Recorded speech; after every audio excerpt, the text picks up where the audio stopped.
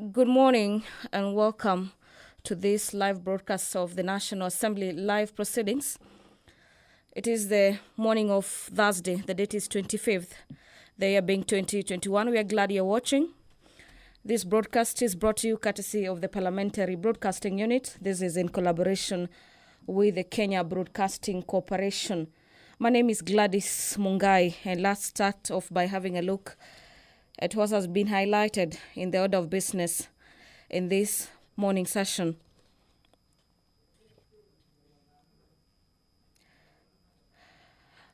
Two new bills will be introduced on the floor of the House during the first session morning of the day. The first bill is by Nelson Koech, member for Belgut constituency, on the Criminal Procedure Code of Conduct, National Assembly's Bill number 41 of 2020. And the principal object of the bill is to amend the Criminal Procedure Cap number 75. This is to make provision for the mandatory execution of bond. This is for the offenses other than murder, treason, murders, bribery with violence, and attempted robbery for persons arrested without warrant. The current provision makes it hard for officers to issue bond, and which discretion is subject to the abuse. The bill further seeks to amend Section 36 of the Criminal Procedures Code. This is to provide for mandatory execution of bonds of persons arrested without a particular warrant. The bill by a member for Belgut does not contain any provisions limiting any fundamental rights or freedom. The second motion that will be introduced for the first time on the floor is by nominated MP Gideon Keter. It's a bill on the Central Bank of Kenya, National Assembly Bill number 47 of 2020. And the bill seeks to amend the Central Bank Act, Cap number 491, to safeguard the interest of consumers of the services of digital money lenders.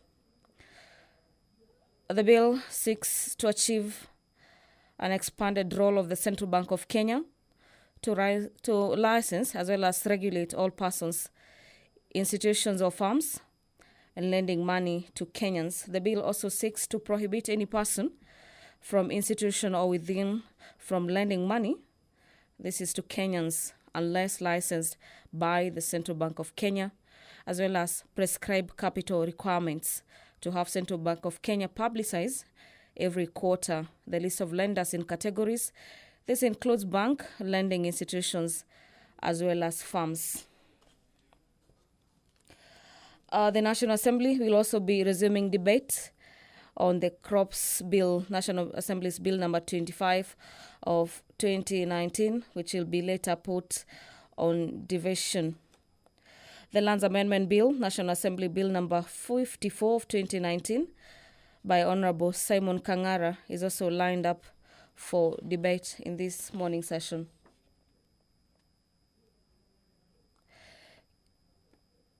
A bill by Kikuyu MP Kimani Ichung'wah will also be moving to the second reading. It's a bill on the labor relations, National Assembly Bill number 18 of 2019, as well as a bill by Honorable Rigathi Gachagua on the public procurement and asset disposal, as National Assembly Bill number 36 of 2019. South Magirango Member of Parliament's bill on the Alcoholics Bill Control Bill, National Assembly Bill number 70 of 2019, is also lined up for debate in this particular morning session.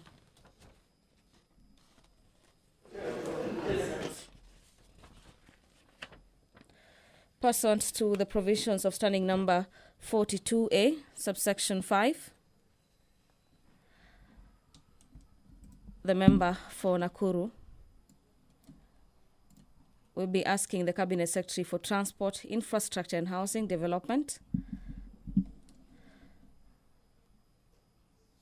why public participation forums for roads have not been availed in Nakuru Town constituency and has also failed to avail the procurement documents. Members, let's pray.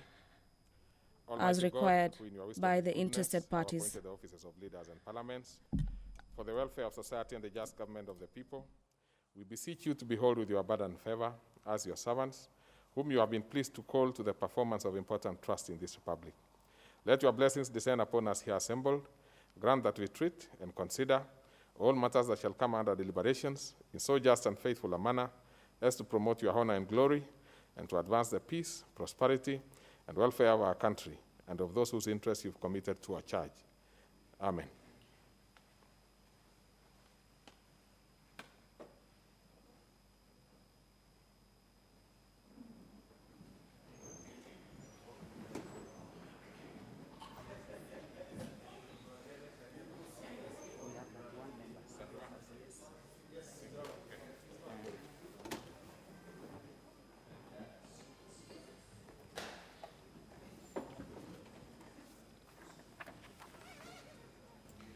Honorable members, we are just short of the required quorum, and I order the bell to be rung for 10 minutes.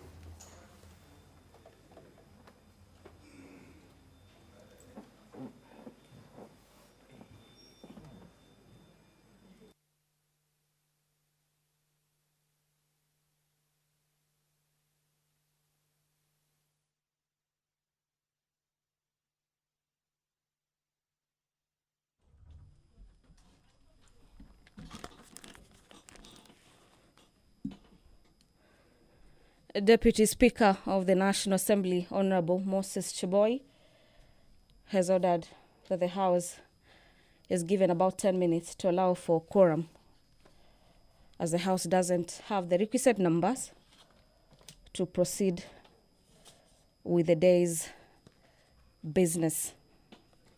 Standing Orders number 35 states that if by the time the chair is taken and when the House is in committee, a member objects that there's no quorum present, the Speaker or the chairperson shall count the members of the House of the committee as the case may be.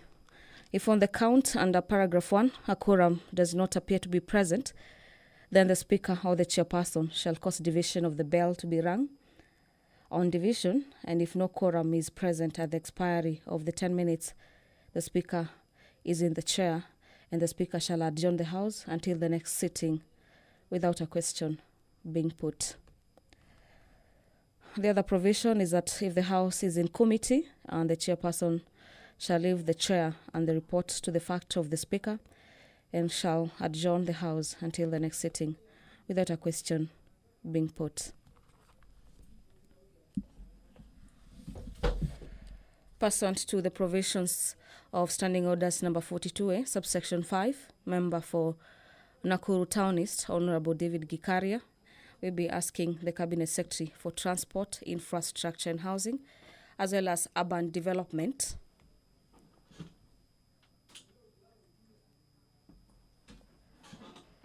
to explain why the management of Kenya Urban Roads Authority, Kura, South Rift Branch, has not been holding public participation forum. This is for roads identification for the last 8 years in Nakuru Town East constituency, and has also failed to avail procurement documents to interested parties as required. The member will also be seeking to understand why the Cabinet Secretary has not provided details on all the funds allocated to the roads project in Nakuru Town constituency since 2016 and 2017 financial year under Kura. And could the Cabinet Secretary consider dispatching the Roads Committee to the Ministry? This is to inspect the quality of roads approved by Kura in Nakuru Town constituency. Those particular questions will be replied before the Departmental Committee on Transport, Public Works and Matters Housing.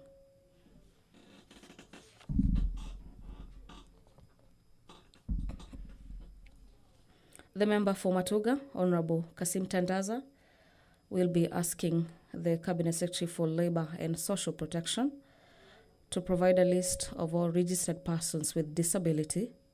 This is in his Matuga constituency, indicating the nature of disability and the category of each case of disability. The member will also be asking what the action the ministry has taken. This is to ensure that all persons with disability in Matuga constituency are registered. This is for an enabling of a benefit from the public's programs, as well as facilitation meant for persons living with disability. That particular question will be replied before the Departmental Committee on Labour and Social Welfare.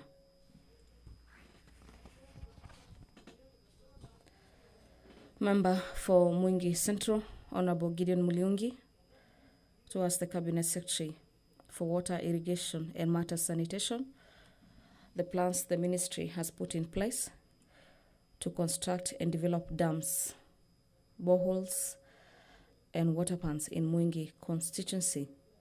And could the Cabinet Secretary submit a list of all dams, boreholes, and water pans and piped water supply lines constructed or developed by the national government? This is in Mwingi Central West and Mwingi North constituencies for the 2017-2018 financial year up to date. That particular question will be replied by the Departmental Committee on Environment and Natural Resources. Members of Parliament continue to streaming in the chamber to add to the requisite number for the House to commence its business. Member for Motate, Honorable Andrew. We have the numbers, so the business quorum can begin. has been attained. I'll now hand you over for the live broadcast. Enjoy your viewing. Members, please, order members. Let us maintain some silence. Proceed. Order number 1, administration of oath.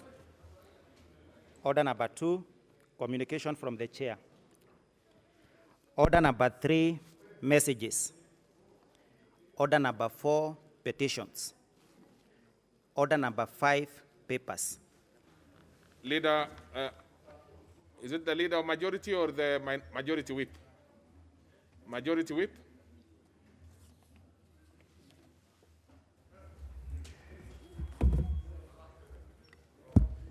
Thank you, Honorable Speaker.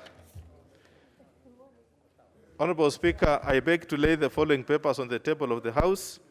Today, Thursday, February 25th, 2021. A, the Crops Sugar General Amendment Regulations 2020 and the explanatory memorandum from the Ministry of Agriculture, Livestock, Fisheries and Cooperatives. B, the report of the Auditor General and financial statements on donor-funded projects for the year ended 30th June 2020 and the implementing agencies. 1, the United Nations Population Fund, UNFPA, 9th Country Program for Kenya, Ministry of Health. 2, support of the Healthcare Financing Strategy, Reproductive Health, Output-Based Approach Project, Ministry of Health. 3, support of the attainment of Vision 2030 through devolved land reforms in Community Lands of Kenya Project, National Land Commission.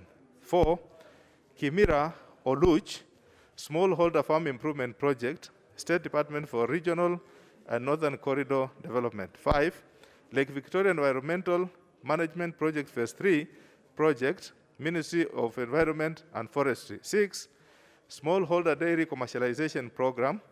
7, Infrastructure Finance and Public-Private Partnership Project, the National Treasury. 8, Microfinance Sector Support Credit Project, the National Treasury. 9, Public Financial Management Reforms Program, the National Treasury. 10, Program for Rural Outreach of Financial Innovations and Technologies, Profit, the National Treasury.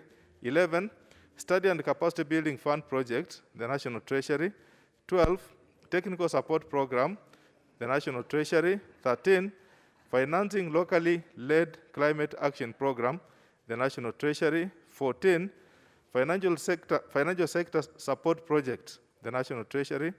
15, Global Fund Program to accelerate the reduction of TB, leprosy, and lung disease burden through provision of people-centered, universally acceptable, and affordable quality services in Kenya, the National Treasury. 16, additional financing for the infrastructure finance and public-private partnership project, the National Treasury. 17, reduce mobility and mortality caused by malaria in the various epidemiological zones by 2/3 of the 2015 level by 2020 program, the National Treasury. 18, technical assistance to enhance the capacity of the President's Delivery Unit, the Presidency. 19, East Africa Skills for Transformation and Regional Integration Project, State Department for Infrastructure. 20, East Africa Trade and Transport Facilitation Project, State Department for Transport.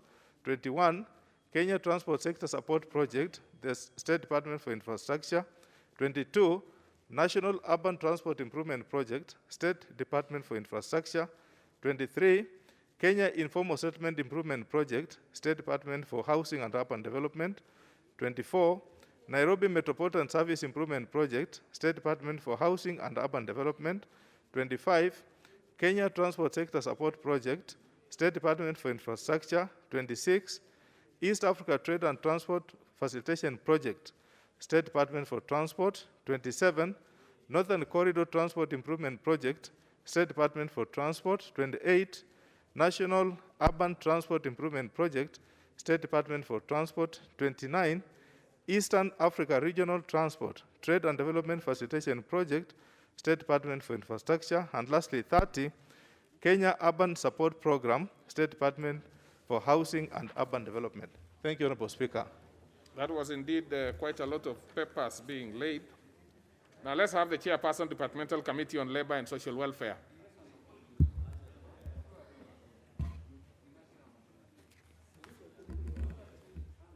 Honorable Speaker, I beg to lay the following paper on the table of the House today, Thursday, 25th February 2021. Report of the Departmental Committee on Labor and Social Welfare on its consideration of the President's Memorandum on the Employment Amendment Bill, National Assembly Bill number 15 of 2019. Very well. So we go to the next order. Order number 6, notices of motion. Let's have the Honorable Mishimboko. Thank you, Honorable Speaker, sir. Honorable Speaker, I beg to give notice of the following motion, that's aware that the National Hygiene Program, dubbed Kazi Mtaani, is a national initiative that was designed to cushion the most vulnerable but able-bodied citizens living in informal settlements from the effects and response strategies of the COVID-19 pandemic. Acknowledging that the first phase of the program started in April 2020, covering 8 counties, employing over 26,000 workers. No. Honorable Mishi, I thought you were just giving a notice. Yeah, this is a notice. It is a notice. But I can see you are already beginning to delve into the debate of it. No, it's just a notice, Honorable Speaker. Okay. Proceed then. Thank you, Honorable Speaker. Honorable Speaker, strategy of the COVID-19 pandemic, acknowledging that the first phase of the program started in April 2020, covering 8 counties, employing over 26,000 workers, while the second phase, which began in July 2020, was expanded to cover 34 counties, employing over 200,000 workers, and was expected to run for 6.5 months. Appreciating that the program continues to gradually achieve most of its objectives, which include, amongst others, provision of economic empowerment to the youth, prioritization of labor-intensive approaches to extended public works projects, and utilization of local suppliers while giving preference to locally manufactured goods and services. Cognizant of the fact that the program has greatly assisted in the reduction of social vices that arise as a result of poverty and idleness, such as drug abuse and emergence of criminal gangs. Concerned that the effects of the COVID-19 pandemic are still prevalent and the country will take a long time for the economy to restabilize. This House therefore resolves that the national government rolls out subsequent phases of the Kazi Mtaani program to cover all the 47 counties to address youth employment and further cushion the vulnerable members of society, and reviews the current remuneration of the workers in accordance with the wage order of 2018. Thank you, Honorable Speaker, sir. Very good. Now we go to the next order. Order number 7, questions and statements. On this particular order, we have only questions, and ordinary questions at that, and a special request by a member who is going to committee, the Honorable Member for Nyeri. Honorable Ngunjiri will have the first shot. Before then, I go back to the order paper as it is. Proceed, Honorable Wambugu. Thank you. Thank you very much, Mr. Speaker, and for that consideration. My question is question 042 of 2021, and I ask the following to the Cabinet Secretary for Education. Question number 1, could the Cabinet Secretary provide a breakdown of disbursement of schools infrastructure funds since 2013, giving details on specific amounts allocated to each school in each county? 2, could the Cabinet Secretary also explain the criteria used to allocate and distribute such funds? Thank you very much, Mr. Speaker. Very well. That will go to that will be replied to before the Departmental Committee on Education and Research. Yes, what is it, the Honorable Geddy, member for Ajia?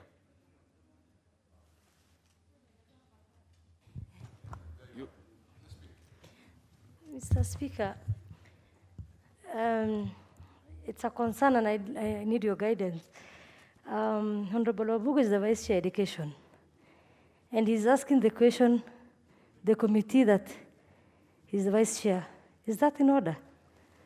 I think, well, that's a fair concern. It's a concern. It's a fair concern, but I'm looking at the Honorable Wambugu, both as the member for Nyeri Town and also the Vice Chair, that particular committee.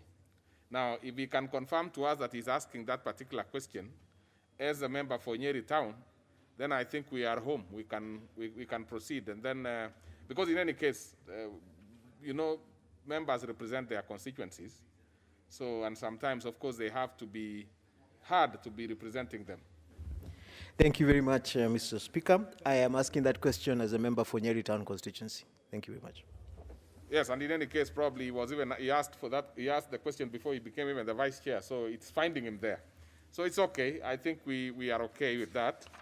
It will be answered before that particular committee which he sits in. But when it will be answered, it will not be you seated as a Vice Chair. Definitely it's going to be someone else, either the Chair or any other member. So let's proceed with the order as it was in the paper, the order paper. So we go to the member for Nakuru Town East. Thank you, Honorable Speaker. I rise to ask question number 018 of 2021, direct to the Ministry of Transport, Infrastructure, Housing, Urban Development and Public Works. Could the Cabinet Secretary explain why the management of Kenya Urban Roads Authority, South Rift Branch, has not been holding public participation forums for roads identification for the last 8 years in Nakuru Town East constituency and has failed to avail procurement document to interested parties as required? Could the Cabinet Secretary provide details on all the funds allocated to roads project in Nakuru Town East since financial year 2016-2017 under Kura? And lastly, could the Cabinet Secretary consider dispatching a committee of the ministry to inspect the quality of road work approved by Kura in Nakuru Town East constituency? Thank you, Honorable Speaker. Very well. That will be replied to before the Departmental Committee on Transport, Public Works, and Housing. And after, when you take your seat elsewhere. The member for Nakuru Town East, the seat you are sitting on is designated specifically to an individual, not the county. So let's proceed. The next one will be by Honorable Member for Matuga. That's Honorable Kasim Tandaza. Proceed. Thank you, Honorable Speaker. I stand to ask question 024 of 2021 to the Cabinet Secretary for Labor and Social Protection. 1. Could the Cabinet Secretary provide a list of all registered persons with disabilities in Matuga constituency, indicating the nature of the disability and the category in each case of disability? 2. What action has the ministry taken to ensure that all persons with disabilities in Matuga constituency are registered to enable them to benefit from public programs and facilitations meant for persons living with disabilities? Thank you, Honorable Speaker. Very well, that will be replied to before the Departmental Committee on Labor and Social Welfare. Next is the member for Mwingi Central, the Honorable Mulyungi. Where are you? Oh. I've not grown taller, Chairman. Mr. Speaker. Mr. Speaker, I had asked this question in the last session, and I'm therefore reactivating. What is this congregation that is somewhere here? There is a congregation there, and all members must always face the speaker, not the other way around. Proceed. Thank you, Mr. Speaker. Mr. Speaker, I'm saying I had asked this question in the last session, and I'm therefore reactivating the question. The question is directed, is question number 03 of 2021, and it is directed to the Cabinet Secretary for Water, Irrigation, and Sanitation. Number 1, what plans has the ministry put in place to construct and develop dams, boreholes, and water pans in Mwingi Central constituency? Number 2, could the Cabinet Secretary submit a list of dams, boreholes, water pans, and the piped water supply lines constructed or developed by the national government in Mwingi for the financial year 2017-18 to date? Thank you, Chairman. Very well, that will be replied to before the Departmental Committee on Environment and Natural Resources, and the chair of that particular committee is asked to fast-track this one so that the Honorable Mulyungi does not have to reactivate it again. So let's go to the next one by the member for Mwatate, the Honorable Mwadime, has requested that the question is deferred because he's attending a committee, and that is done. So we go to the member for Jomvu, Honorable Twalib Badi. Thank you, Mr. Speaker. I raise to ask question number 39 of 2021 to the Cabinet Secretary, National Treasury and Planning over my great people of Uhuru. Question number 1, Mr. Speaker, could the Cabinet Secretary clarify why certain state agencies have not implemented a court ruling made on 16th of July 2020, arising from petition number 1 of 2016 relating to Uhuru village in Mekindani Ward, Jomvu constituency, where the court ruled that 5 state agencies and 2 private entities were liable for the health and environmental harm afflicted to the residents of Uhuru community. Question number 2, Mr. Speaker, what action is the Cabinet Secretary taking to ensure the court decree is implemented, considering that the 90-day period given by the court for the community to be compensated lapsed on the 15th of October 2020, and that the 120 days period given for the cleanup exercise to be conducted to Uhuru lapsed on 9th of November 2020. Thank you, Mr. Speaker. Thank you very much. That one will be replied to before the Departmental Committee on Finance and National Planning. The next is the member for Magarini. And I'm informed that Honorable Baya will be asking it on his behalf. But in future, members must make up their minds. At one point, the Honorable Member for the Honorable Kingi had requested that the question be deferred. Then secondly, he comes and asks that it be asked by the Honorable Baya. members must make up their mind. I'll give you this as an opportunity, but members in future, you make a decision on whether you want to have it.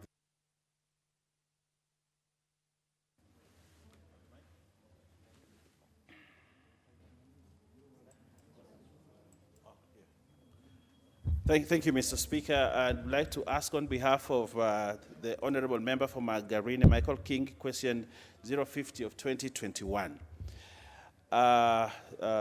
Could the Cabinet Secretary explain why most land adjudication exercises carried out in Margarine constituencies disadvantage the local residents by either displacing them or denying them their rightful parcels of land?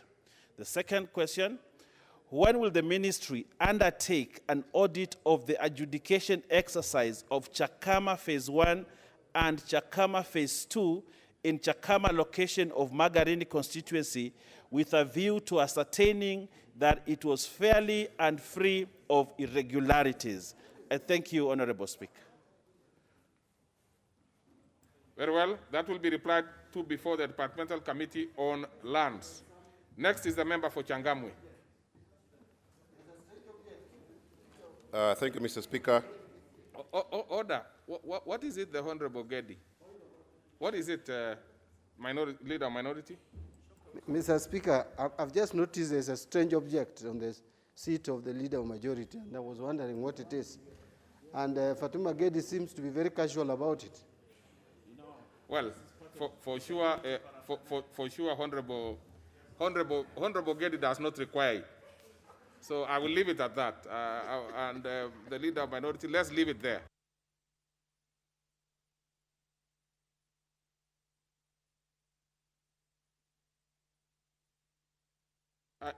I thought I've resolved your issue. Mr. Speaker, of course, Mbadi is excited about that because he's the one who requires that. But this, Speaker, is for the leader of majority because, you know, he has a back problem. So there's nothing that can excite you. Yeah. Well, I know because the question which the members are asking is that I will leave it at that. I really do not want to open that bit, but I realize therefore that the Honorable Leader of Majority has many lawyers in here, in the chamber. So let's proceed. All I can say is that the Honorable Gedi, for sure, does not require any of that. So we'll proceed. The Honorable Mwinyi. Thank you, Mr. Speaker. I arise to ask question 058 of 2021 on behalf of Changamwe constituents and on my own behalf. And the question is directed to the Cabinet Secretary for Defense. Could the Cabinet Secretary state how many persons were recruited into the Kenya Defense Forces, KDF, how the recruitment slots were distributed among the 290 constituencies, and the criteria used in distributing the slots in the just concluded KDF recruitment exercise in the country? Number two, what special considerations will be given to areas or constituencies where no persons were recruited for not meeting the academic and other set qualifications? Mr. Speaker, we'd also like to ask the Ministry of Defense to harmonize the bribes given, because in some constituencies it is 500,000, and while others it is 300,000. Order, member for Changamwe. You know, you cannot be allowed to ambush the Speaker. You have set out your question very clearly. Now, the last one which you have just asked is ignored, you know, because it is not in the order paper. Now, feel free, because this one will be referred to before the Departmental Committee of Defense and Foreign Relations. Feel free to go and, you know, articulate any issue that you might have extra to what you have here. I stand guided, Mr. Speaker, and I was asking as a matter of interest, that is why, because perhaps we need to set aside money from the CDF to bribe the officers to have our people recruited into the forces. You are out of order. Thank you, Mr. You are out of order. You know, this one you can go and state all the issues you have at the committee, not in the House. So let's proceed to the... What is your point of order, Honorable Angwe? Thank you, Honorable Speaker. Honorable Speaker, this house is a house of records. And those who will come after us will want to read the answer to Honorable Speaker. Honorable Speaker, the good friend of mine and a member of parliament for Changamwe has asked that KDF rationalizes bribe, Honorable Speaker. Honorable Speaker, finally he withdrew without really mentioning that he has withdrawn. It's important, Honorable Speaker, that we ask the Honorable Member to officially withdraw for the purpose of record, Honorable Speaker. That's absolutely correct. So the Honorable Member for Changamwe, you have set out and asked a question which is supposed to be responded to before the Committee on Defense and Foreign Relations. Anything extraneous to that is absolutely out of order. Now, would you withdraw that so that we can expunge it from record?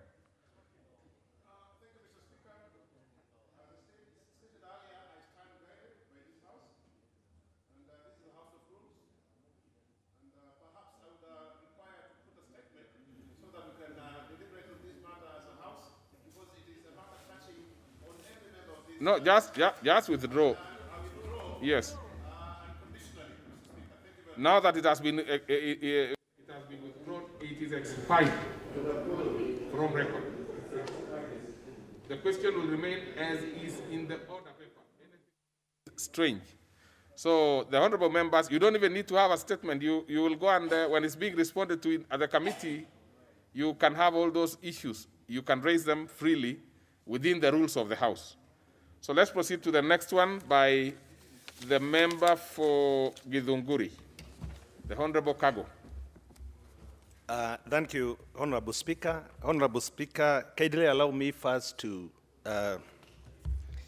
convey a message of heartfelt condolence and sympathy to the family members, relatives, and the people of Juja constituency for the loss of their Member of Parliament, Honorable Francis Munywa Waititu. Okay, that would be fine. That's that far. Ordinarily, you would not be allowed to do that because, you see, we had an opportunity to do it when the matter was brought by the Speaker. Now, because you are supposed to ask a question, thank you. So let's proceed from there. But I was a little soft because I understand he is in your neighborhood, yes. So proceed. Thank you very much. I arise to ask question 062 of 2021 to the Cabinet Secretary, Department Committee, Honorable Speaker, I ask question 062 of 2021. One, could the Cabinet Secretary explain the circumstances that led to the dismissal of one Mr. Charles N. Gure of personal number 39664/79061358, a height and skins officer in the Department of Veterinary Services, Ministry of Agriculture, on 10th November 2001, despite being away on approved study leave. Could the Cabinet Secretary outline what procedures were followed in establishing the whereabouts of the officer before dismissing him from the service? What actions has the ministry taken to resolve his complaint on this matter, given the fact that the ministry had sponsored the officer for further studies and issued him with the requisite travel clearance? Will the ministry pay Mr. Gure the benefits that were due to him from his dismissal date in November 2001 up to his expected retirement date? And if so, by when? Thank you, Honorable Speaker. Very well. That will be replied to before the Departmental Committee on Agriculture and Livestock. Next is the member for Igembe, the Honorable Igembe Central, that's the Honorable Kubai Ringo. And that will be the last one. Thank you, Mr. Speaker, for this opportunity to ask this question. Question number 063 of 2021 directed to the Cabinet Secretary for Interior and Coordination of National Government. 1. Could the Cabinet Secretary state the number of persons recruited in the National Police Service across the country during the just concluded 2021 recruitment exercise and provide the number recruited at each recruitment center? 2. How many persons were recruited during the recent recruitment exercise in Egembe Central Sub-County, and could the Cabinet Secretary provide their names and respective administrative ones of origin? 3. Could the Cabinet Secretary explain why the recruitment exercise which took place at Kageta Recruitment Center, Egembe Central Sub-County on 22nd February 2021 was conducted from 8 a.m. in the morning, Mr. Speaker, until midnight? Thank you, Mr. Speaker. Very well. That will be replied to before the Departmental Committee on Administration and National Security. Next order, please. Order number 8, the Crops Amendment Bill, National Assembly Bill number 25 of 2019, second reading.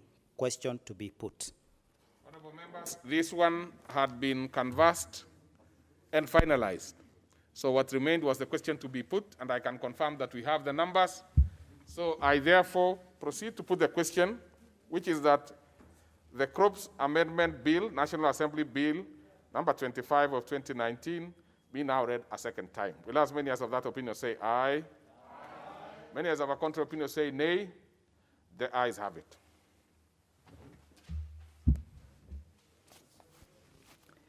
A bill for an act of parliament to amend the Crops Act.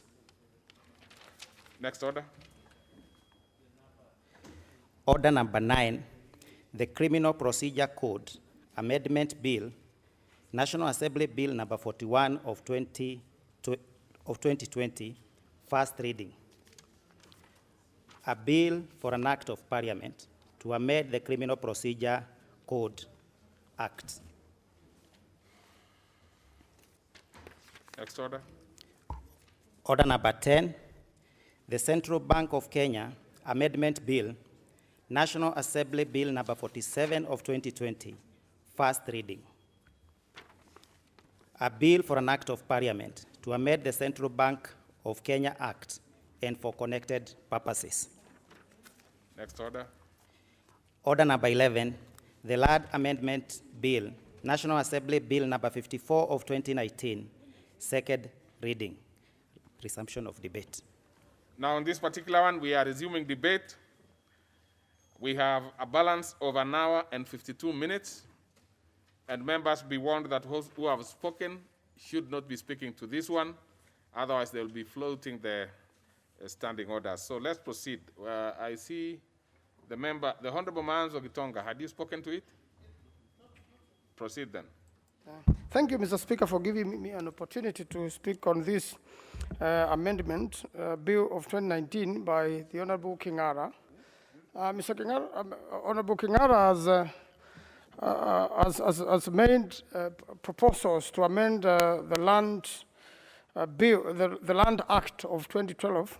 And Honorable Speaker, what I understand from what he's proposing is that when you have a big piece of land and you want to surrender it for development, such like building a new city like Konza, then you have, it means part of the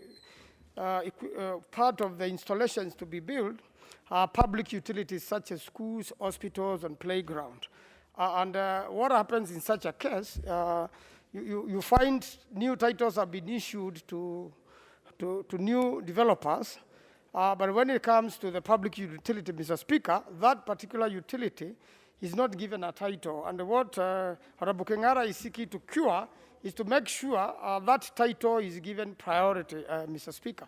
And similarly, he also states that every other public facility, like a school, which has no title, then it should be issued with a title so that public land is secured all over. And this proposal could be coming from county government or the national government, Mr. Speaker. And I think this is a great thing because, Mr. Speaker, land grabbing is a very serious matter in this country. And every time, in fact, technicalities have been used to disinherit people land they had gotten allocation, and if they failed to meet the conditions in one way or another, then they end up losing that land, or another person is issued with an allotment and subsequently a title deed even before they do the development, Mr. Speaker.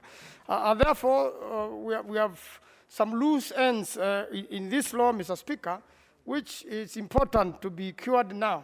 And I think, Mr. Speaker, this is a great amendment, and it covers a lot of land all over the country, especially where there are schools, hospitals, or land just simply set aside for public utility. And for that matter, Mr. Speaker, you realize that allocation of public land, as is given under Section 12 of the current Act, has some deficiencies and loopholes, which canny people or smart people can use those loopholes and acquire public land. And this is what it is seeking to cure, Mr. Speaker. There have been cases where you have seen public land reallocated. Either it is, for whatever purpose it has been allocated for, there is excess land, or at times, you know, highly connected people have just an appetite for public land. And for that matter, this law is seeking to cure that. And although it had been moved in 2019, Mr. Speaker, I still believe whatever county governments are involved, then this matter should still go to the Senate, because part of it will largely affect what is happening in the counties. Mr. Speaker, the counties have a lot of trust land under their custody. And the county government could easily take advantage and give this land to private developers or any people who want to do development, Mr. Speaker. And although there's a requirement that 10% must be surrendered for public development, a lot of times it is not happening, Mr. Speaker. And at times also, public land is allocated, let's say, for school or nursery. And then after some time, Mr. Speaker, it is recovered and a title deed issued, or its records just disappear, Mr. Speaker. And where there was supposed to be a nursery school so that children do not travel far to school, Mr. Speaker, you find that that land is no longer available, although initially. And that's why it had been allocated. That's why now the Fiscal Planning Act is coming in, and the registrar of lands are strongly being given mandate. And the words used, Mr. Speaker, are shall, meaning that it's mandatory for the registrar of lands to act as quickly as the Commission of Lands does all the necessary requirements for that land to be allocated. But so long as the registrar of lands have not issued a title deed, then the whole matter stays in limbo, Mr. Speaker. And you see, the proof of ownership of land is only proven by a title deed. If one has no title deed, Mr. Speaker, they may never prove ownership of land. They may have to go to court to say, we've been here for 12 years, we've been in occupation, it has been uninterrupted, and that sort of thing. And Mr. Speaker, also the question begs as to what happens then when public land is occupied, let's say by squatters or people who've been affected by election violence, or people who have just decided to move there out of one disaster or another. And Mr. Speaker, also, it also begs the question, what happens to wetlands? You know, forest, eroded land. Those places one would imagine development would not be done. They're actually public land. Is land near a river, riparian ownership, Mr. Speaker. How do you tie all this together? Because a lot of time, what was forest, you find it has become developed. What was already wetland, you find it has already been dried up, and the land has already been reallocated. Mr. Speaker, what was proposed to build a school, what happens whether it's a public school or it's a private school? If you are doing a new establishment like Konza City, Mr. Speaker, or you have an individual developer, like Honorable Mbui here, Mr. Speaker, and he decides to invite other people to make a new city, what does he do, Mr. Speaker, with the land he allocates to schools? Suppose he builds private schools there, which serve the same purpose of education as a private school. So I still think, although this amendment has been proposed, at third reading, Mr. Speaker, we'll be seeking to have a word with the Honorable Kingara, so that, Mr. Speaker, we can expand it to take care of when it is private, when it is public. Because even when a private developer invites other people, he's got to surrender some land. So who does he surrender this land to, Mr. Speaker? Suppose he wants to do the same purpose, because these are private people, for a private entity, to a private school, to a private hospital, and that sort of thing, because there are facilities to the public, Mr. Speaker. So I think there are many, many questions which needs to be answered.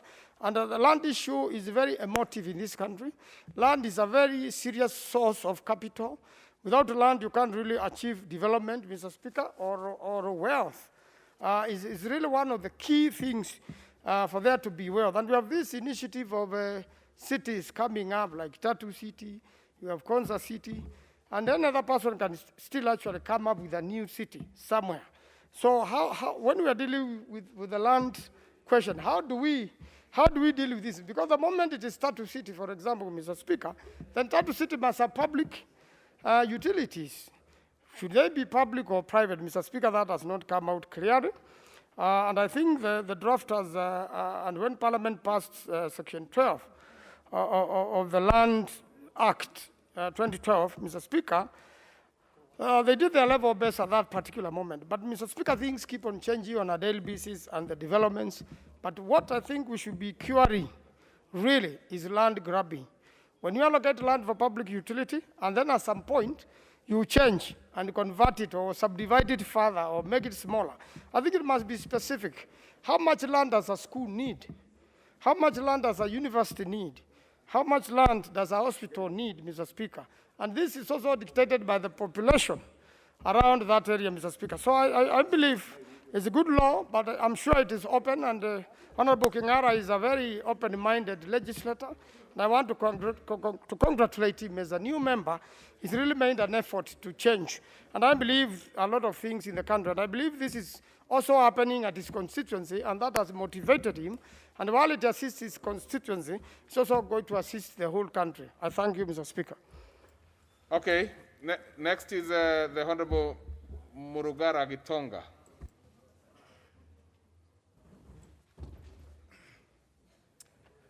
Thank you. Thank you, Mr. Speaker. Mr. Speaker, I rise to support the proposed amendment to the Land Act 2012. It's a timely piece of legislation that has come quite in time so that we can continue to deal with the emotive subject of public land. We know very well that in this country, land that is available for grabbing and misuse and misapplication is basically public land.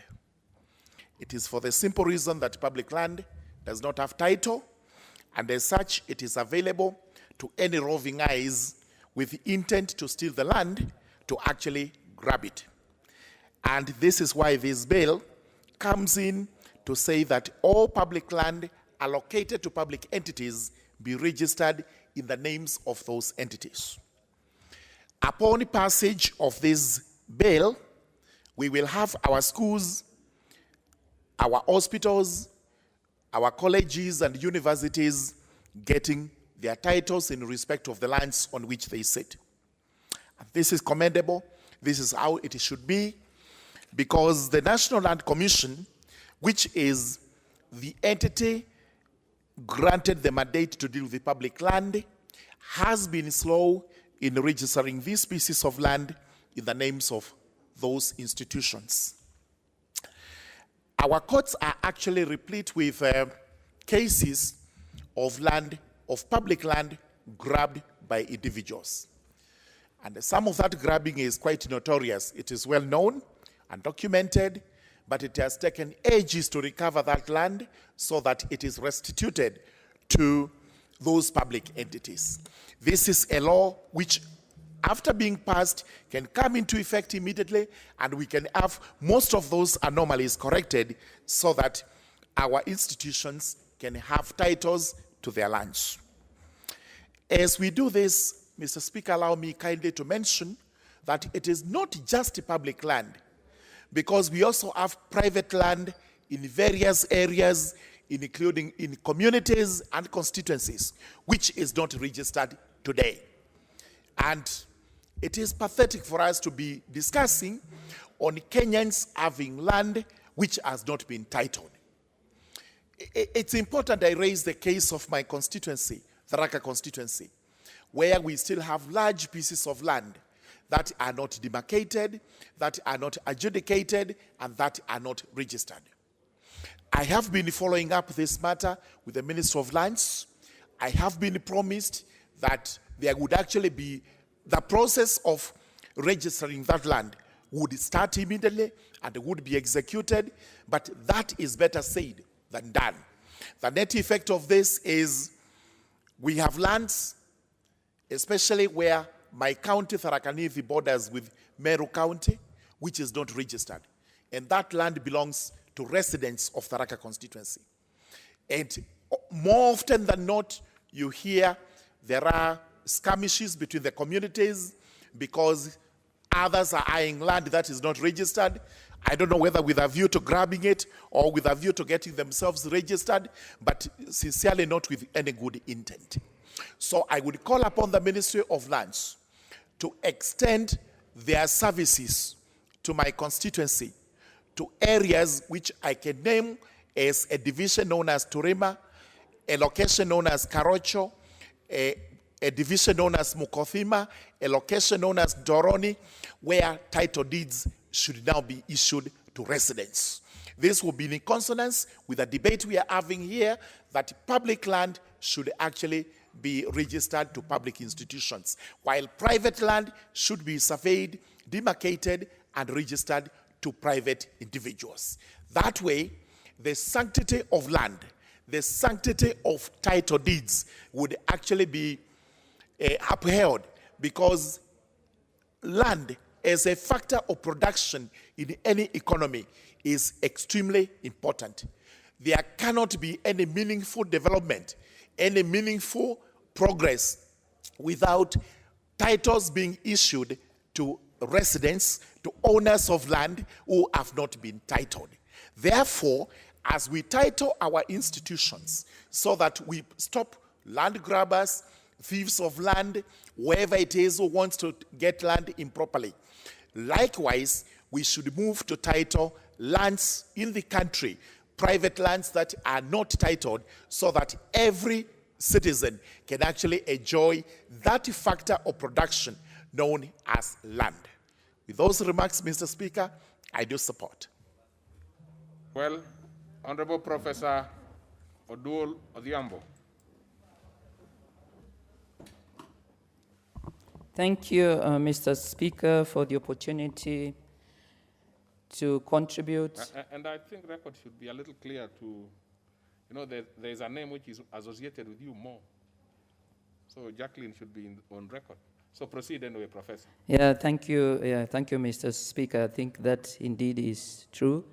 But in the interest of supporting the African culture, if the other names appear, Mr. Speaker, we would be happy to work with them. Thank you, Mr. Speaker. I'd like to take the opportunity to contribute and support the amendment of Land Act 2012 and to thank the honorable member for drawing attention to this extremely important area.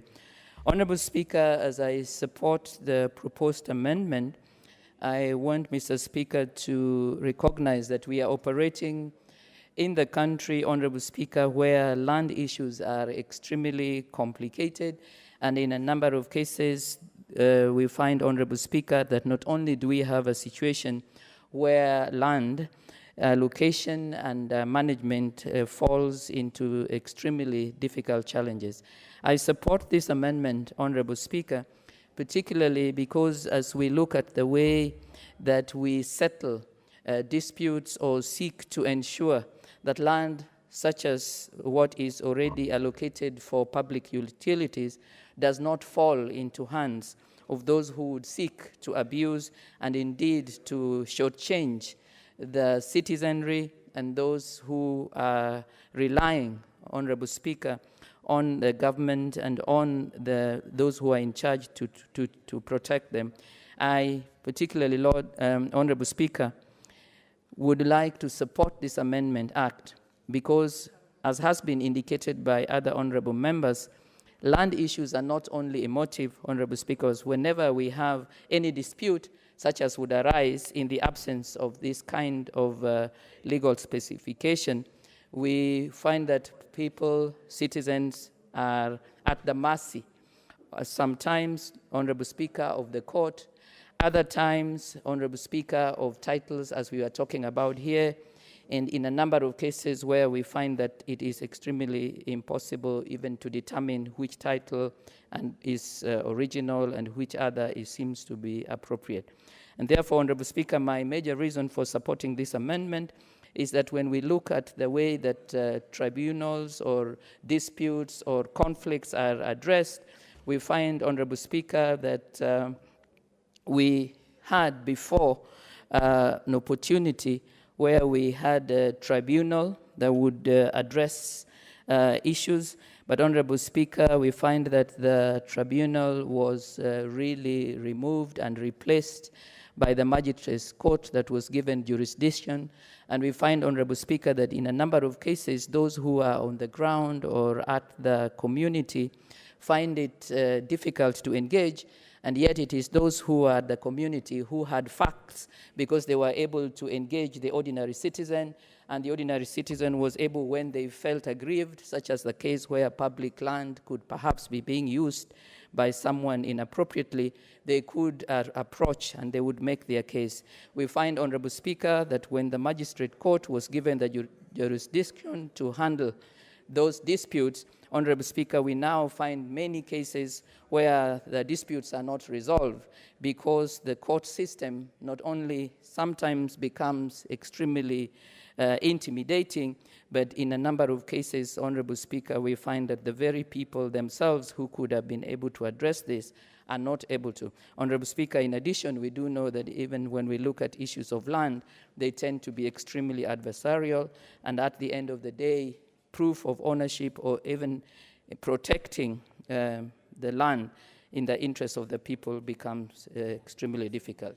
And so, Honorable Speaker, I support this amendment because it is clear that in Kenya we have a lot of challenges with the way that not only do we handle disputes relating to land, but specifically with allocation and with the implementation and protection of policies that would want to ensure that land that is allocated for public utility is not in any way used in ways that are inappropriate. Therefore, Honorable Speaker, I support, and thank you. Thank you. The Honorable Lemain.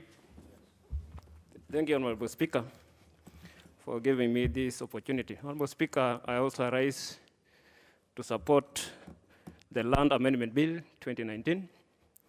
Honorable Speaker, as it has been said earlier, land is a factor of production.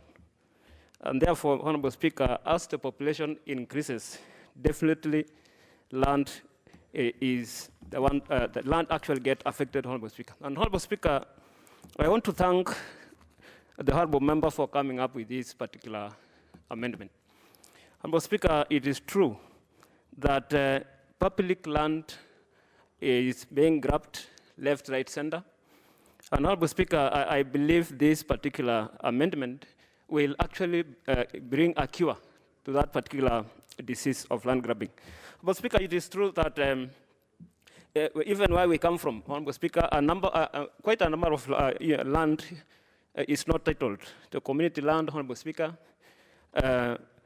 a number of ranches, Honorable Speaker, and therefore this bill, even in as much as it will talk about public land, Honorable Speaker, it will also address quite a number of issues, Honorable Speaker. Honorable Speaker, even the schools, the public schools, which are not titled, Honorable Speaker, it kind of, they get affected because of this issue of grabbing. And therefore, Honorable Speaker, I really thank the member for coming up with this amendment because by the end of the day, it's going to address quite a number of issues. Honorable Speaker, I support. Very well. Honorable Gunangusia.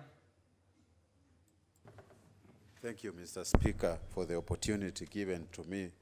Mr. Speaker, let me first congratulate Honorable Kingara for bringing this emotive bill here in our House. Mr. Speaker, you recall that land is a factor of production, which can actually be acquired in many ways, like inheritance, allocation, or adverse opinion, has increasingly caused a lot of conflict in our society.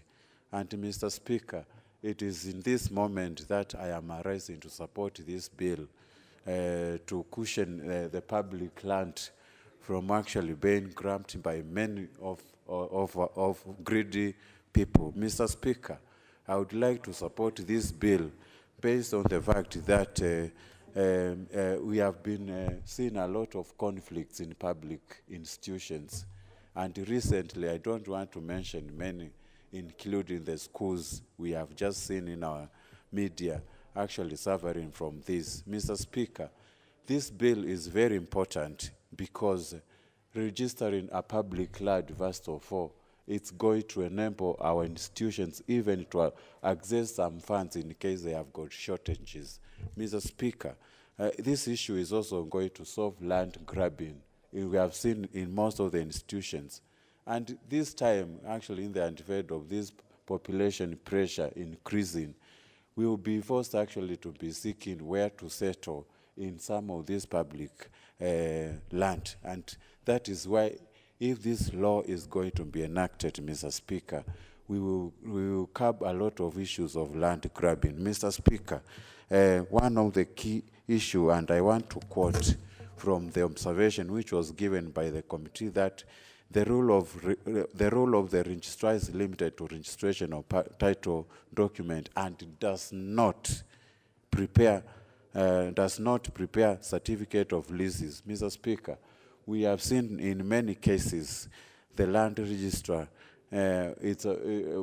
seeking ways of digitization of the title deeds, but most of the time you end up having more than 2 or 3 people registered in the same land. Mr. Speaker, this one will actually sort many issues. Mr. Speaker, with those few remarks, as I recall, one of the key land issues actually I'm dealing with my constitution is the lands which have been referred to tribunals. You will find that most of the people who have been really aggrieved, they don't even have the capacity, or rather the legal fee to pay so that their tribunals and issues can be sorted. This one is going to limit those kind of people and will cushion the poor. And with those few remarks, Mr. Speaker, I support this bill, and thank you very much again, Honorable Kingara, for a wonderful bill. Honorable Nasra Sahal, you want to speak to this one or the next one? Which one do you want to speak to, Honorable Nasra? No. What is your point of order, Honorable Otiende? Honorable Dr. Otiende Amola, I'm sorry.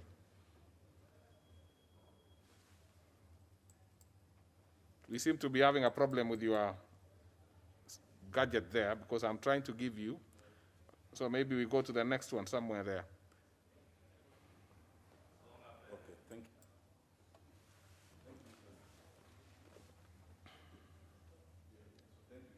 We seem to be having a problem, that entire line, I think.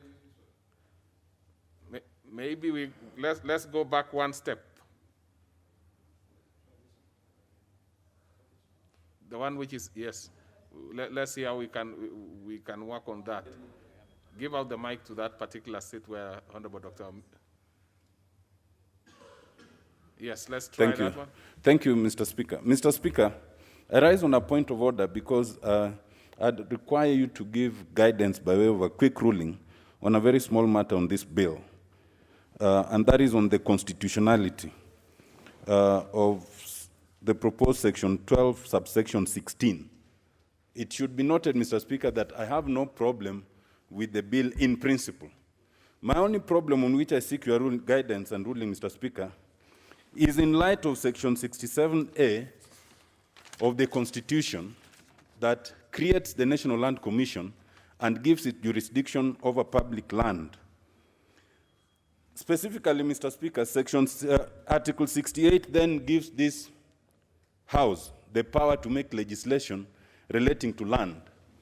But, Mr. Speaker, it appears to me that that power does not extend to the power to declassify the three classifications of land: community land, public land, and private land.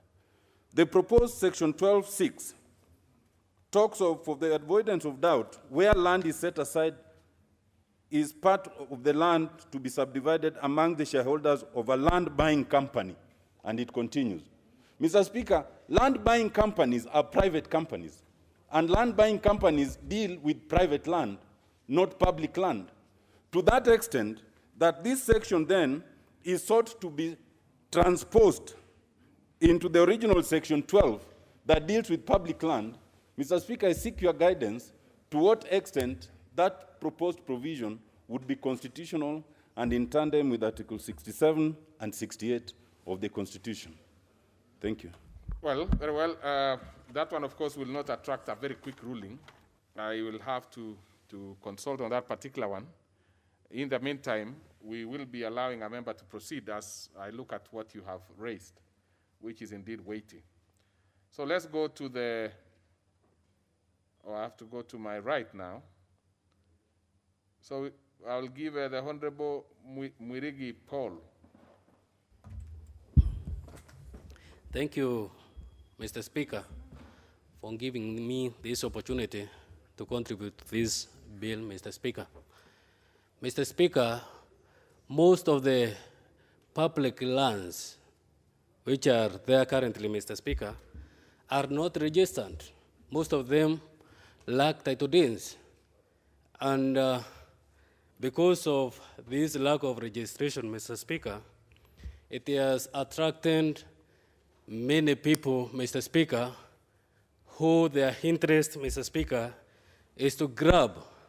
And that's why I support this bill, Mr. Speaker, so that all the public lands, Mr. Speaker, can be registered and can be issued with the title deeds, Mr. Speaker, bearing the name of that institution, so that at least the institutions which we are constructing within our constituencies within this country, Mr. Speaker, cannot suffer demolishing.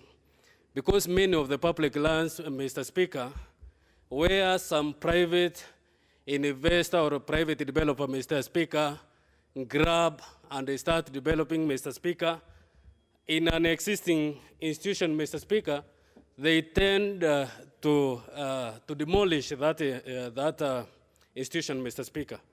So it is necessary for it to be mandatory that whenever somebody has decided to give out a public land, Mr. Speaker, that public land to be registered within a very short time, Mr. Speaker. In my constituency, Mr. Speaker, this is some of the difficulties which I undergo, whereby you meet an existing institution, Mr. Speaker. That institution which is existing somewhere, Mr. Speaker, lack a title deed, Mr. Speaker, and somebody from a known place come and start claiming that he owns that land, Mr. Speaker. So there is a need for all public lands to be registered. And not only the public lands, Mr. Speaker, also the private owned land, Mr. Speaker. Because most of our constituents, Mr. Speaker, who elected us, Mr. Speaker, are suffering. Order. Now the Honorable Dr. Omolo, because really you have asked something very weighty, and I think it would be proper for you to wait a few more minutes, because this is something that we want to try and see how we can deal with. So it would be better if you get to know what comes out of it. Proceed. Thank you, Mr. Speaker. Mr. Speaker, most of the private land also in this country, Mr. Speaker, I think the highest percentage, Mr. Speaker, are the lands which are owned by individuals, Mr. Speaker, without title deeds, Mr. Speaker, which is supposed, or the work which is supposed to be undertaken by the lands, Mr. Speaker, to register all the private land, Mr. Speaker, so that at least the people also can have the ownership of their own land, Mr. Speaker. Mr. Speaker, in my constituency also, most of the people who elected me, Mr. Speaker, suffer a lot because of the boundaries, Mr. Speaker, and title deeds, Mr. Speaker. So it is the right time, Mr. Speaker, to support this bill so that when this bill is enacted also can help our people to own their lands. It can also help the government also to develop some institutions within these public lands. Because most of the areas, Mr. Speaker, when the government tend to develop a certain facility, Mr. Speaker, they lack somewhere to allocate or to give so that that place can be constructed, Mr. Speaker. And the lack of the land or the lack of a place to build, Mr. Speaker, is contributed by the grabbing of those public lands, Mr. Speaker. So it is the right time, Mr. Speaker, we support this bill and ask the people or ask the ministry, Mr. Speaker, who is supposed to enact this bill to move with a high speed after this bill is passed, Mr. Speaker, so that all the people, all public lands can be legally registered. With those few remarks, Mr. Speaker, I beg to support. Thank you. Yes, then therefore I come back to what the Honorable Dr. Otiende Amolo had raised. It is, it's really weighty because it is something that goes to the core of this particular bill which we are debating. Now, looking at the matter you raised at section 16, you bring in the issue of, a shareholder's property being private, which is indeed true. But we are also trying to look at how about those particular portions in this shareholder's land which are taken to be public land, which is, of course, is mandatory that those ones are issued. Well, those are the things we are trying to apply ourselves to, but I do not want to rush it, Dr. Amolo. What we will do is that we will proceed as we apply ourselves fully to this one. I was trying to imagine that probably we don't need to put the question, but then that will stop it for no absolute reason. We could still even proceed and put the question, but do not take it to the committee before your matter has been resolved. So I think, so that we don't take a rush on it and we apply our minds fully. It is a weighty, issue that you have raised. So that I can promise will be done. So before it goes to the committee, if we decide that we are going to put a question, we will, but it will not go to the committee before we make a ruling on that particular one. So I think that is that okay with you, the Honorable Senior Counsel? We have to follow you all over with the, yes. What is your point of order, Honorable Kingola? Thank you, Mr. Speaker. I've just looked at the bill, and I'm imagining this number 16, and I am sure the Honorable Kingara will agree with me. What he meant in a subdivision, Mr. Speaker, and what was in the Land Act. In any subdivision, for example, if it is 40 acres, a land agent or a broker is subdividing, you are supposed to surrender 10% of that land. And that is what he's saying in number 16, that they should not be allowed to sell before they issue or they register that 10%, which is perceived to be public land. I think that's where it's coming from. So, Mr. Speaker, I listened to the senior counsel very well, and I think there is no way and anywhere that is contradicting Section 67 of the public land. So, Mr. Speaker, unless the drafter of this amendment clarifies if that is what it means, then Honorable Otiende will be right, and the point he rose therein will apply to this. Yes, that's exactly almost what I indicated earlier, that I was looking at it from that point of view, that yes, a property which is subdivided among the shareholders is definitely private, definitely. But there is that portion which belongs to the public. So that is exactly what we are trying to, unless, of course, the Honorable Amolo quickly withdraws from that position which he has taken, we would want to happily make a ruling on it. But if he's convinced, of course, it is perfectly fine. Now, maybe I would give two more members, Honorable Kingara and then another member, and then see if we get some agreeable ground. If we are not, then I will definitely proceed and give it a ruling in due course. Honorable Kingara, what is your position on it? What is it that you are, because we are trying to get what you had in mind. It looks like it is in black and white, but probably you have the spirit of it. Thank you very much, Mr. Speaker. Actually, I hold the bill very positively, and I appreciate all the deliberation, contribution, and even support, even disagreement, because it's part of life. For me to be very, very clear, actually, I come from an area where the entire land, that is Iloilo, was coffee plantation, tea plantation, and sisal plantation, not tea, sugar plantation. Mr. Speaker, sir, if you go to Iloilo, there's no more sugar, there's no more sisal, there's no more coffee. Actually, the last coffee was there's 15,000 acres which belonged to Tatu City, which have just become Tatu City. Mr. Speaker, it is out of that. I come to find that most of the land was eaten.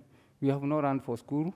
I want to give an example. I didn't want to do that at this moment, but because of the nature of the communication, may I put it this way. We have like Kimwiki Primary School, in 1 acre land, 4,000 pupils. And if you look back there, you find that the public land there was more than 70 acres. Mr. Speaker, at that time, when the land in Githurai was private land, and through the registration that time, 70 acres or something of that nature was set aside as public land from private land.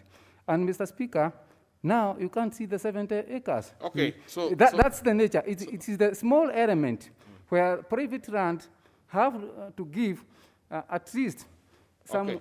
That is, honorable member, thank you very much. He said. Okay, I think you are going the direction of the honorable. That's the spirit. Let me get the last one here, and then that's the honorable TJ. Mr. Speaker, allow me to support the Speaker in the manner in which you have proceeded on this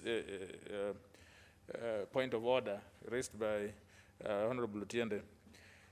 It seems that, of course, it is clear that Honorable Otiende has a point, a constitutional point, in the sense that this legislation seems to be giving Parliament jurisdiction to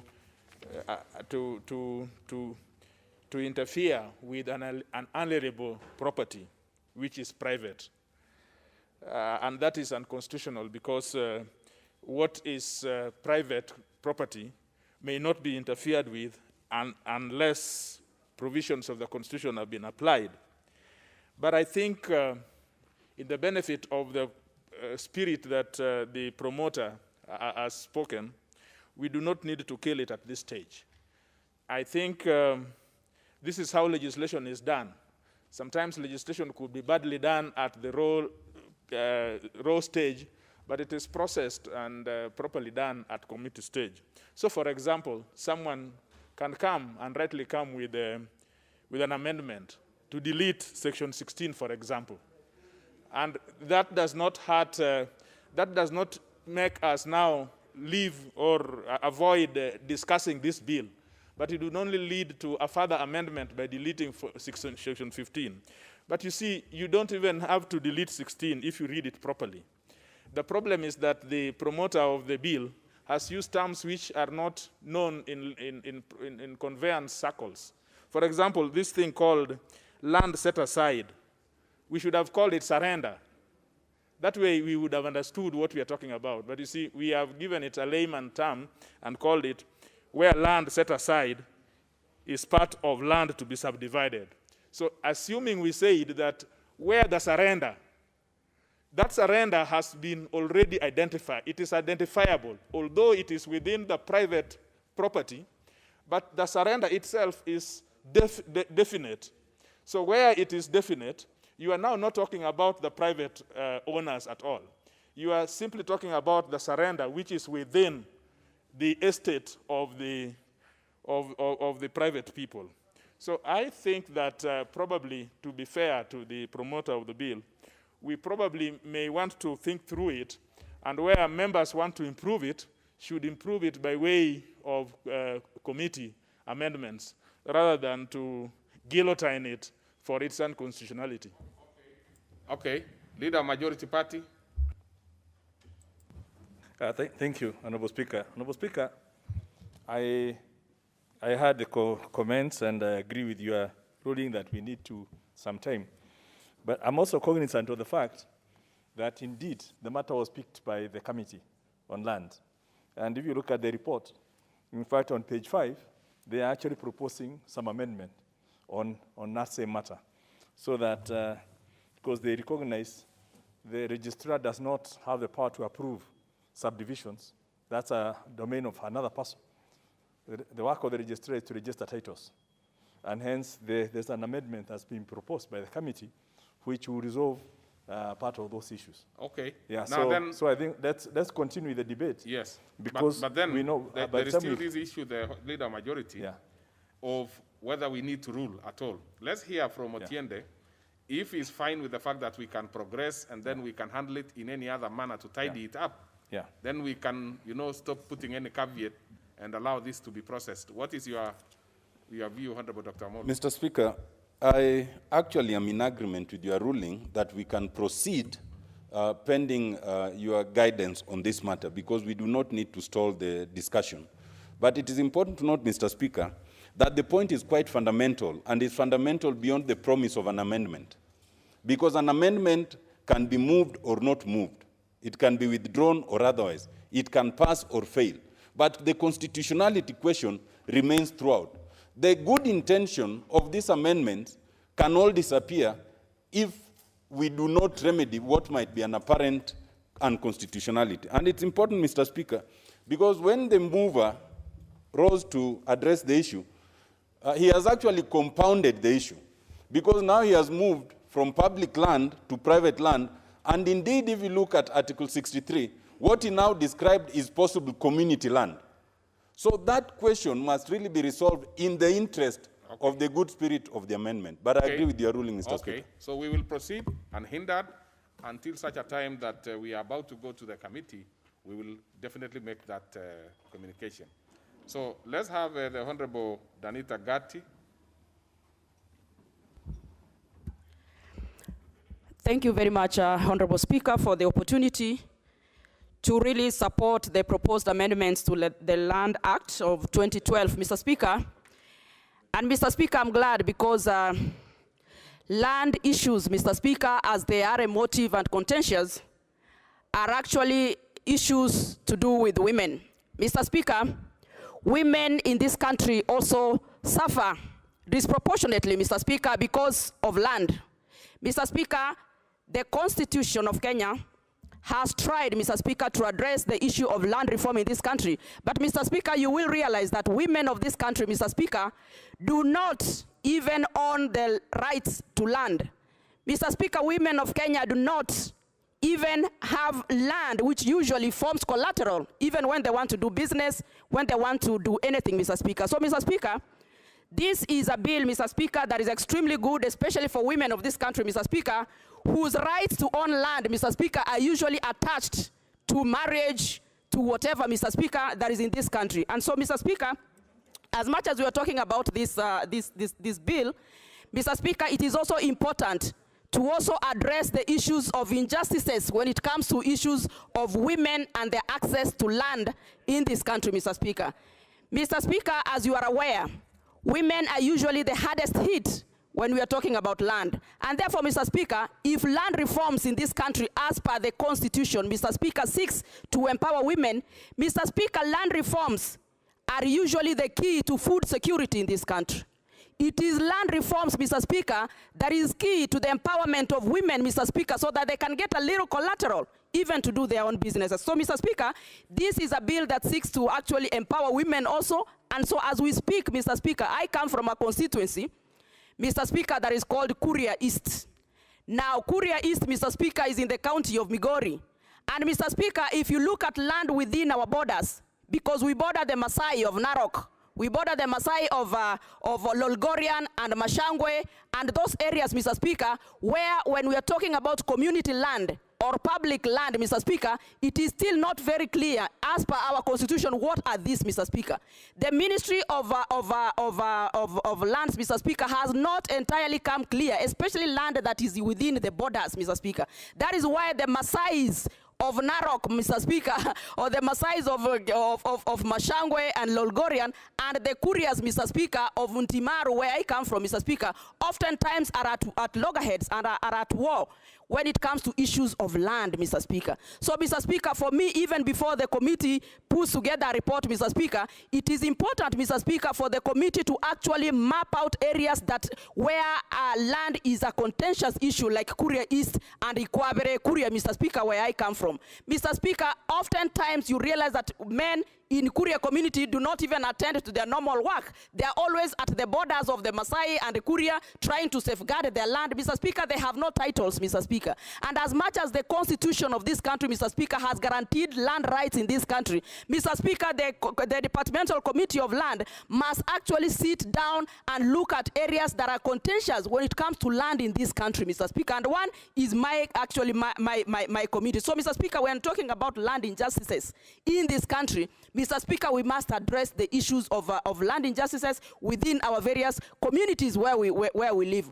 Mr. Speaker, sir, public land in this country, even from the county that I come from, you will realize that schools Mr. Speaker, many of our schools are actually constructed in public land. And there is a lot of problems, Mr. Speaker, when it comes to issues of addressing public land and schools. Even churches, Mr. Speaker, have gotten into that war, where churches are fighting over public land where they put their building. So, Mr. Speaker, the Ministry of Lands, the National Land Commission, the Departmental Committee of Land, Mr. Speaker, must sit together and address especially the historical injustices when it comes to land, Mr. Speaker, in our communities, in our borders. Mr. Speaker, a lot of our people and schools and churches do not have title deeds to the lands where they are built, or where they do businesses, or where their children go to school. So, Mr. Speaker, oftentimes you realize that children do not even attend school because of land fights, Mr. Speaker.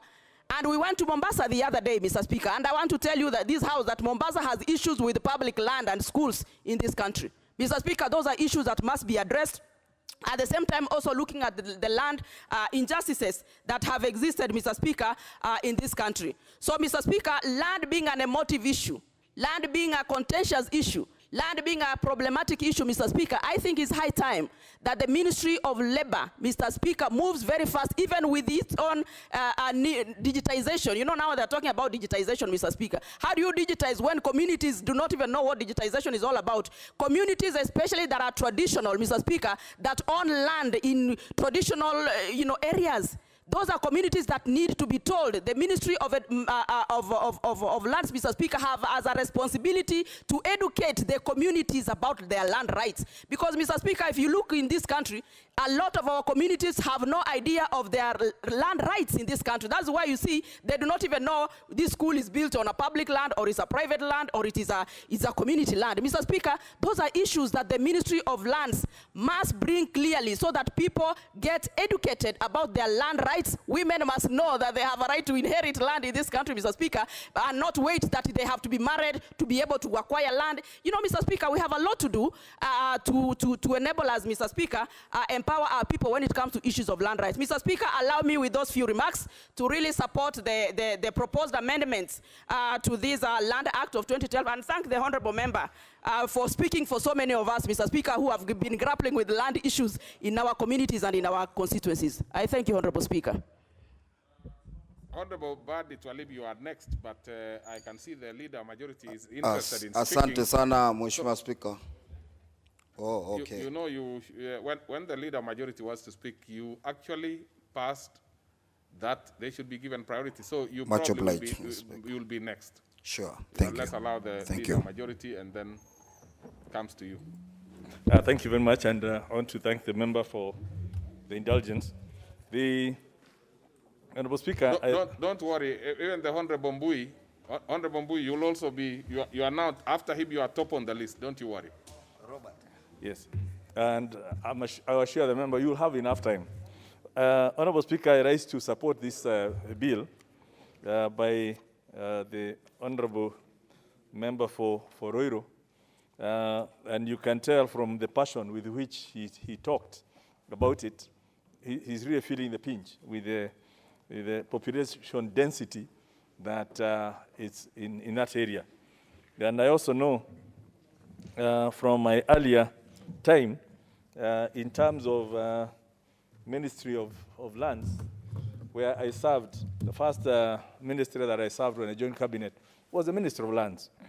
And the biggest challenge was, you know, the status of all the land that had been set aside for public utilities. Because traditionally, government did not have to issue a title to itself. The setting aside was enough, and everyone knew this is land set aside for a school, this one is set aside for the town, and it's only until, you know, early 90s, 90s and all the way to 2002, that all this, an audit was done to identify the public lands. The intention was obviously to protect, but people misused that information to now start saying we can allocate all this land to a few people, and hence most of the public land that had been set aside ended up being grabbed. You know, the land grabbing mania that we witnessed. And that did not spare the road reserves, markets, literally about everything. And he had to then restart in 2 or 3. One of my biggest challenges was how to start getting back all that land, including KICC was gone, Karura Forest, you know, so many places, the processional way. And we managed to start that, and the task was bigger than just calling people to return titles. And hence, the Nungu Commission was set up to actually now identify on a nationwide basis what are all these pieces of land. And if you read that report, it basically tells you the gravity of the matter in terms of how much land has been appropriated for personal good, yet it was set aside for public good.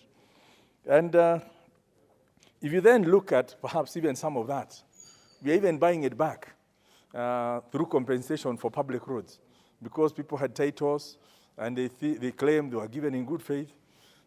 Some are innocent buyers, and it becomes complex. So this amendment that's now compelling that all public land must be registered and titled, it comes in very handy, so that we don't just assume that because land has been set aside and it's known as government land, it will be protected. Let it now become mandatory that a title must be issued. And I know we have that issue that Honorable Tiede has raised, and I was going to raise the same in terms of 16, because the proposed in amendment in clause 3, number 16, about the role of the registrar. I can see the intention is obviously where people decide to have, as part of a subdivision or sale of land, and part of that land has been set aside as public land, right? What I see the intention is that must be secured. Because tradition, what has happened is people will actually produce a subdivision plan, which includes private, a town, and public facilities. But at the point of then allocation, you find the same directors are the ones allocating the shops, are the ones allocating even the school. And they say this was school, So private school, and you see that in Runda, you see those in various other places. So it needs to be protected as public, because it's a public asset that has been set aside. And I'm very happy that the committee did pick that up and has proposed some amendments so that by the time we come to the committee of the whole, we will then at least rephrase it. So to remove, it's not the issue of the registrar denying to give a subdivision approval, because that's not his power anyway, but the first title, yeah, the way I look at from the reading of the committee is that the first title deed to be registered will be the title for the public utility. And then other titles will follow. So it's almost as simultaneous, but the first title, before any of the subdivision, before people are sold, yeah, is that the public that has been set aside will be registered as the first item. And then all the others will be registered later. I think that cures the mischief, which is that people have set aside some land, but then they've not set aside the appetite to also be part or partakers of that land. And I think that will save the problem. I think the other thing that has been identified and is included in the amendment is that government land, there's a system in which it's allocated. If it's not specific, like for example, for Kibeperi CDF or for a certain public school, all that land is allocated at the CS, at the Permanent Secretary to the Treasury as an institution, pursuant to the Permanent Secretary to the Treasury Act. And hence, there's that provision now in terms of not just say it will be registered as a public body, but the committee is actually proposing specifically how, the 3 ways of registering public land, just to align it with the current laws, align it with the current regulation. So basically, I think the spirit of the bill is good. And we must commend the member for Ruiru as a wearer of a shoe that has pinched so hard to actually get him to come and say, to appeal to us to see the point of first actually registering all these lands that are public. And the only thing we need to do is to be alert and for the member to accept that we need some amendments, even for clarity, so that we don't end up passing a bill that creates more problems or that's not implementable, becomes challenged, not like the challenge here, but you could be even challenged in court. And I know people, the various players, the National Land Commission have brought in their proposals on it. The Attorney General has brought their proposal. So it's something that has attracted quite some attention. And I must commend the honorable member. So I want to appeal to, let's support the bill with those necessary amendments as captured very well within the committee report, plus any others that members may wish to bring so that we really sort out this issue of the injustices that have come up on public land, and there's quite a number. I can tell you, it's painful when you see kids cannot go to school, yet they used to have a school, right? And we saw recent, Langata Primary, kids being tear gassed as they were fighting for their land being taken, right? We've seen in other areas and within the city, public roads and everything else, our forest. We saw the late Wangari Maathai being tear gassed and being fought when trying to save Uhuru Park, trying to save Karura. All these are public lands. And people had the audacity to try to commercialize on them as part of campaign financing. And I think even when we start talking about some of the issues that are saying there are people who have been evicted from Kariobangi and all that, the timing may have been wrong because of COVID. But nobody, small or big, has a right to occupy land that's set aside for public good, whether you are small or big, and that should be something we should all be looking at so that we are not sympathetic that, oh, these guys are poor, they can occupy that market. Or this guy is rich, he can be allowed to to get away with it. Public land, public assets should be protected from the mighty, the poor, everyone. It's for public, and there's nobody who should extract a private gain from it except within the wider issue of being the public participation, being a member of the wider public. So with those remarks, I beg to support, and I seek other members' support for this bill, and we all meet here at the committee of the whole to polish it up and give it the teeth it requires for its operation. Thank you, Honourable Speaker.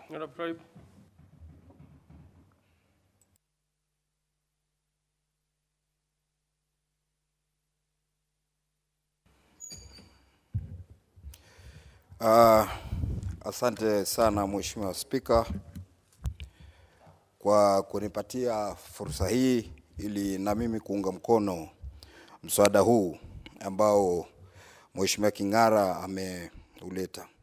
Kwanza nataka kumpongeza kwa kuja na msaada huu mzuri ambao tumeuona faida nyingi sana. Alafu vile vile Mheshimiwa Spika, nataka kumpongeza majority leader wetu Mheshimiwa Amos Kimunya ambaye alikuwa ni waziri wa ardhi wa zamani kwa kutufafanulia vizuri sana juu ya masuala haya. Kwa hiyo Mheshimiwa Spika, nikiangalia mzungumzaji mwenzangu Mheshimiwa Ganita ameeleza na akasema walienda hata huko Mombasa. Nataka kusema kwa swala la ardhi likiongolewa Mheshimiwa Spika, wakati wote sisi tulioko katika maeneo ya pwani ndio watu ambao tumeathirika zaidi. Na tukiangalia tunaona kwenye mswada huu mahali ambapo panawekwa kuwa ni ardhi ya umma, hasa katika ugawanyaji wa ardhi. Tunajua kuwa watu kupata title deeds ni lazima waeke social amenities, vitu kama misikiti, churches, mashule, mahospitali na vingine. Nataka kuungana mkono na Mheshimiwa Amos Kimunya kusema kuwa wakati wa ugawanyaji wa ardhi, kitu cha kwanza kabla hujapeana title deeds katika vile vipande vingine, hivi vipande ambavyo vimewekwa katika mashule ama hospitali ama vile vile makanisa, ni mwanzo vio vitaweza kupata hati miliki kabla ya wale wengine kuona kuwa wameweza kupata. Mheshimiwa Spika, jambo hili limetupa shida sana kwa sababu ukiangalia kama area zetu, mimi katika area yangu ya Jomvu, waona kuna mahali wananchi wamekaa katika muda mrefu sana katika sehemu za Ganahola, Bangladesh, Kibarani na sehemu nyingine. Na wananchi wenyewe wanatoa ardhi wakisema kuwa wanataka ijengwe shule hapo. Na pesa ziko za CDF. Lakini unaona shida ni kwa kuwa ukifika kwa bodi hapa huna makaratasi ya hatimiliki. Yabidi uanze kwenda kwenye process ndefu sana ya kuweka mikutano na vile vile kupata vyombo vya serikali kuthibitisha kama hapo mahali kweli panatakana kuwa ni pa kujengwa shule ama msikiti ama church ama hospitali. Pia vile vile Mheshimiwa Spika, naona kuwa mswada huu tukiangalia mashule, hii ni shida kubwa sana ambayo tuko nayo Mheshimiwa Spika. Tukiangalia Mombasa, mashule yote hayana title deeds. Na mashule haya yalikuwa tangu uhuru. Lakini kwa mswada huu nina hakika kuwa mashule yote haya yataweza kupata title deeds na kuona kuwa wataweza kujisaidia. Na tukiangalia hatimiliki Mheshimiwa Spika, ina faida kubwa sana. Kwa sababu hatimiliki leo Mheshimiwa Spika, ukiwa nayo unaweza kwenda benki na kupata pesa na ikaweza kuona kuwa imekusaidia. Kwa hivyo vile vile katika haya mashule wakipata hatimiliki, wakati fulani wakipata pesa kutoka kwa serikali kwa Wizara ya Elimu, wakipata pesa kupitia kwa PTAs, wakipata pesa kupitia kwa mambo yao ya shule, lakini vile vile wakikabika watakuwa na uwezo wa kuona kuwa wanachukua title deed yao na kupeleka benki na kuweza kuendeleza katika mambo yao ya shule. Vile vile Mheshimiwa Spika, naona kuwa mambo haya yataweza kutusaidia sana kupunguza mambo ya uporaji ama wale land grabbers. Kwa sababu Mheshimiwa Spika, kuna watu katika dunia hii ukiwauliza ama wakiona ardhi ambayo ni ya umma, mate yanawadondoka, Mheshimiwa Spika. Wakiangalia wao wafikiria tu namna gani wataweza kuiba katika hiyo ardhi ile. Na ukiafuata ukiuliza, wakwambia ardhi ilikuwa tangu wakati wa mitume haijakwisha mpaka leo sisi ndio tutamaliza. Kwa hivyo hao ni watu ambao ni wabaya, wafisadi. Lakini tukiangalia mambo kama haya yataweza kusaidia kuona kuwa zile ardhi ambazo zimewekwa kwa ajili ya umma hazitaweza kuvamiwa na kuona kuwa zimeweza kuchukuliwa. Mheshimiwa Spika, mimi nazungumza haya kwa ajili ya mfano ambao mimi niko nao. Mheshimiwa Spika, mwaka 2007 mimi nilikuwa diwani kabla kuwa mbunge. Na wakati huo kuna hospitali inaitwa Mugusi ambayo tulipigania nayo sana kuona kuwa area nyingi ambayo ilikuwa yuko katika hiyo shule hiyo hospitali kuona kuwa imetumika kwa mambo ya hospitali. Lakini baada ya muda fulani kidogo tunaona kuwa kipande cha ardhi hicho kimekatwa, kimejengwa nyumba za gorofa na hali kimeachwa kipande nusu ndicho ambacho kinatumika katika mambo ya hospitali. Kwa hivyo mimi nikiwa mbunge nataka kusema kitu kimoja, jambo hili limekuwa ni la kutufungua macho kwa msaada huu, kwa sababu mambo kama haya hayataendelea kuona kuwa yanakuwa katika jamii zetu.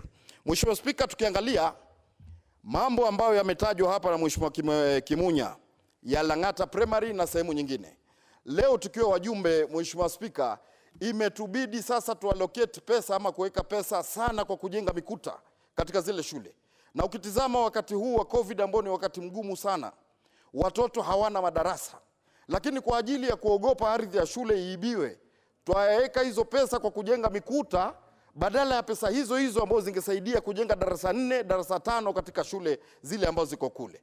Kwa hivyo ikija msaada huu ikiingia sheria, Mheshimiwa Spika, nafikiri itakuwa haina haja ya kupata shida sana kuweka pesa zile, kwa sababu kila ardhi itakuwa inajulikana kipimo chake ni kutoka mahali gani mpaka mahali gani.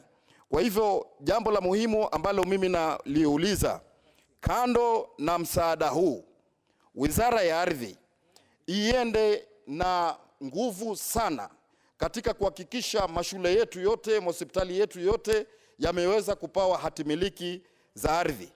Hata vile vile, kando na hayo, nachukua fursa hii kusema kuwa mimi katika sehemu yangu ya Jomvu tumejaribu sana tangu wakati wa Mohamed Swazuri ambaye alikuwa yuko hapo. Tumempeleka katika sehemu 32 ambazo zilikuwa zatakana kupewa hatimiliki za ardhi. Lakini mpaka saa hizi tukiangalia ni sehemu 4 peke yake ambazo tunaanza kufanyia kazi. Tukiangalia sehemu ya Mikanjuni tumepata title deed 639, yani 639, na vile vile nashukuru county government ya Mombasa kupitia Mheshimiwa Ali Hassan Joho ambaye atakuwa rais wetu wa 5 pia, sisi watu wa Pwani tusema hivyo. Kwa hivyo ndivyo ilivyo. Kwa hivyo nataka kusema hivyo kwa kupitia kesi program ya World Bank tumeona kuwa ameweza kutoa title deeds katika sehemu za Misufini ambazo ziko tayari, katika sehemu ya Kwakasa ambazo ziko tayari, vile vile katika sehemu ya Dhome, na juzi tumeona kwa title deeds hizi zimeweza kutoka katika Kisumu ndogo. Kwa hivyo Mheshimiwa Spika, mswada huu wa Mheshimiwa King'ara nafikiri utaweza kutupunguzia matatizo makubwa sana kuona kuwa ardhi ama swala la ardhi limekuwa haliwi donda sugu, lakini limepatikana suluhisho ya kudumu ambayo itakuwa iko kisheria, sio ile ya kubambanya. Kwa hivyo kwa hayo ambayo nimeweza kueleza, Mheshimiwa Spika, nataka kumpongeza Mheshimiwa King'ara wa Ruiru kwa kuja na mswada huu na tunauunga mkono. Mimi mwenyewe binafsi nikiwa mbunge wa Jomvu naunga mkono Mheshimiwa Spika. Asante sana kwa kunipa nafasi hii. Before I get to my light, I'm told Honorable Ya's system went off. And by the way, he got very agitated when you mentioned a certain presidential candidate. I could tell Ya was shaking on his seat. Honorable Ya. Thank you. Thank you, Speaker, for giving me that. My friend Badi thinks that we have a 5th president in Mombasa, the president of Mombasa. but we're looking at the President of Kenya. But I want to support Honorable Kingara's bill, and I want to say that I served with Kingara in the Lands Committee, and I think that's where he sharpened and honed his skills on matters land. Mr. Speaker, I would like to say that this is a great amendment to protecting land. Order before you. I'm told, actually, Honorable, yeah, you had contributed to this. No, I had not. Order, Honorable, yeah. In the morning, I only asked a question. I have a record. This didn't come. Order, Honorable, yeah. Please, take your seat. No, Honorable, yeah. Please take your seat. Take your seat. No, I don't need help on this one. Honorable, yeah, please take your seat. You see, it didn't come out. It didn't come up this morning. It was there last week. And the record that I have is that actually you contributed. Starting time is 12:57. I was not here when this motion Order. Mr. Speaker, before you move on, I would like to see the Hansard. Order. We'll sort out that in the meantime. Order, Honorable. Yeah. Order. That we shall sort out. That we shall sort out. I would like to order. You. I would like to get the Hansard, Mr. Speaker. That we can sort out. But the record I have. Honorable K. Honorable K.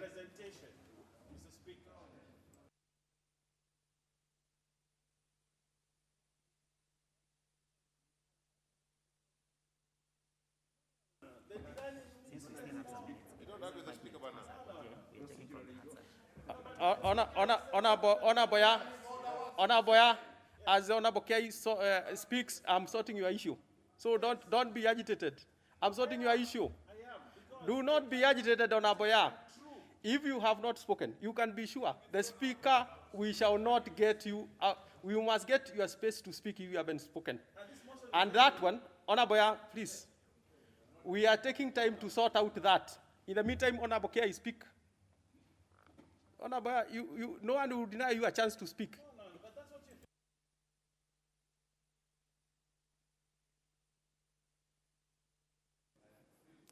Thank you, Mr. Speaker. I stand to support the motion as brought to Parliament by Honorable Kingara.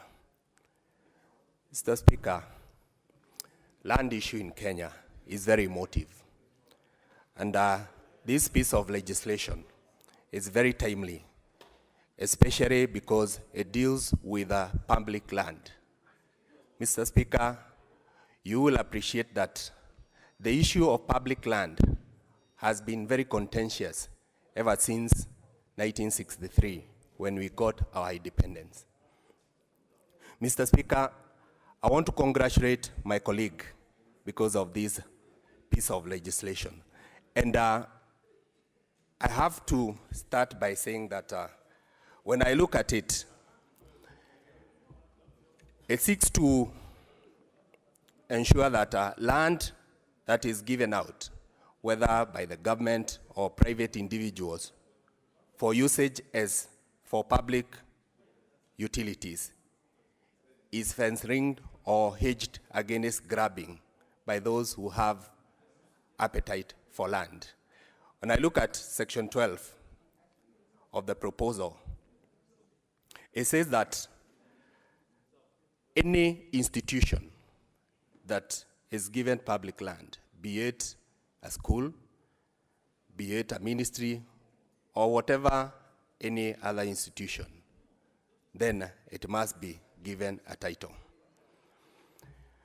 Mr. Speaker, also when I read section 31 of Physical Planning Act, it talks of land buying companies. And I want to believe that whenever a land buying company buys a piece of land, it is mandatory for the same to set aside land for public utilities. And it is on the basis of this that the proposer has come up with this piece of legislation to ensure that such land is also titled Mr. Speaker, the reason why we find our capital city in the mess that it is in today is because most of the public land had not been titled. And what happened after that was that the same land that was set aside for public utilities like schools was grabbed by private developers, the so-called private developers. The essence of that is to put into disarray the land planning that has been put in place to develop in an orderly way, to develop our towns and urban centers in an orderly way. You only need to look at places like Githurai, which is represented by the proposer, and see the kind of damage that has been done by grabbing of public utility land. Mr. Speaker, I also look at some of the sections, and this bill also speaks to, environmental conservation bit, whereby it says that the land to be allocated should not fall under riparian land, should not be a forest, it should not be prone to erosion or any other place that we would call a water catchment area. Mr. Speaker, the reason why that particular section has been put up is to ensure that we don't put up buildings, we don't put institutions, we don't build on the riparian land.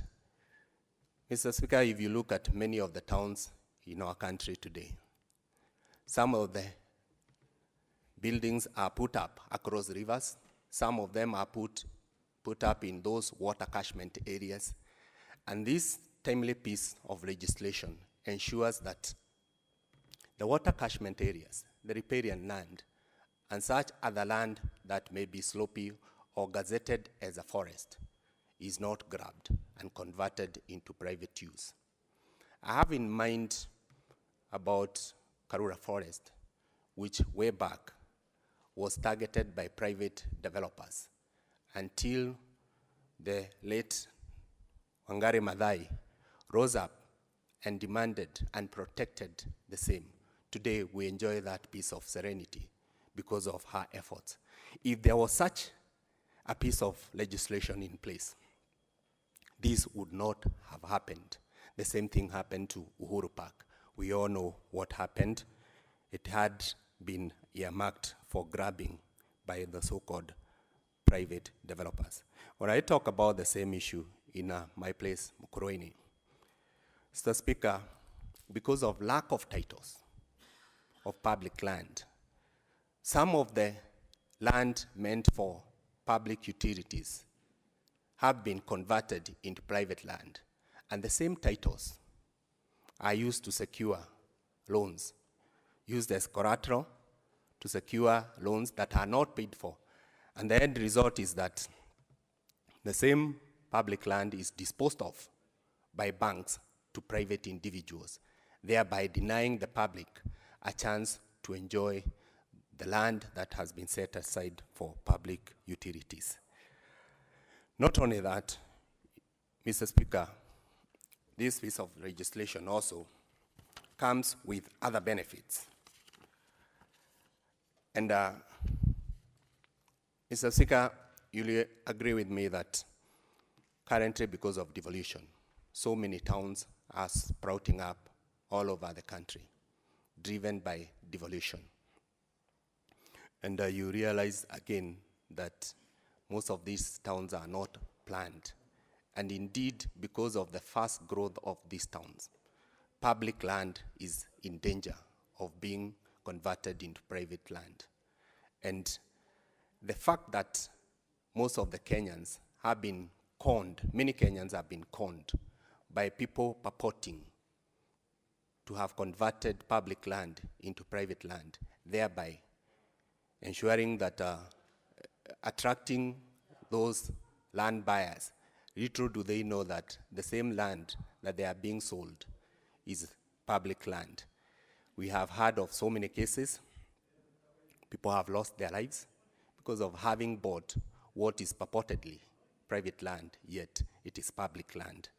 I want to, again, say that most of the schools in this country are also at the danger of losing their land simply because they are not titled.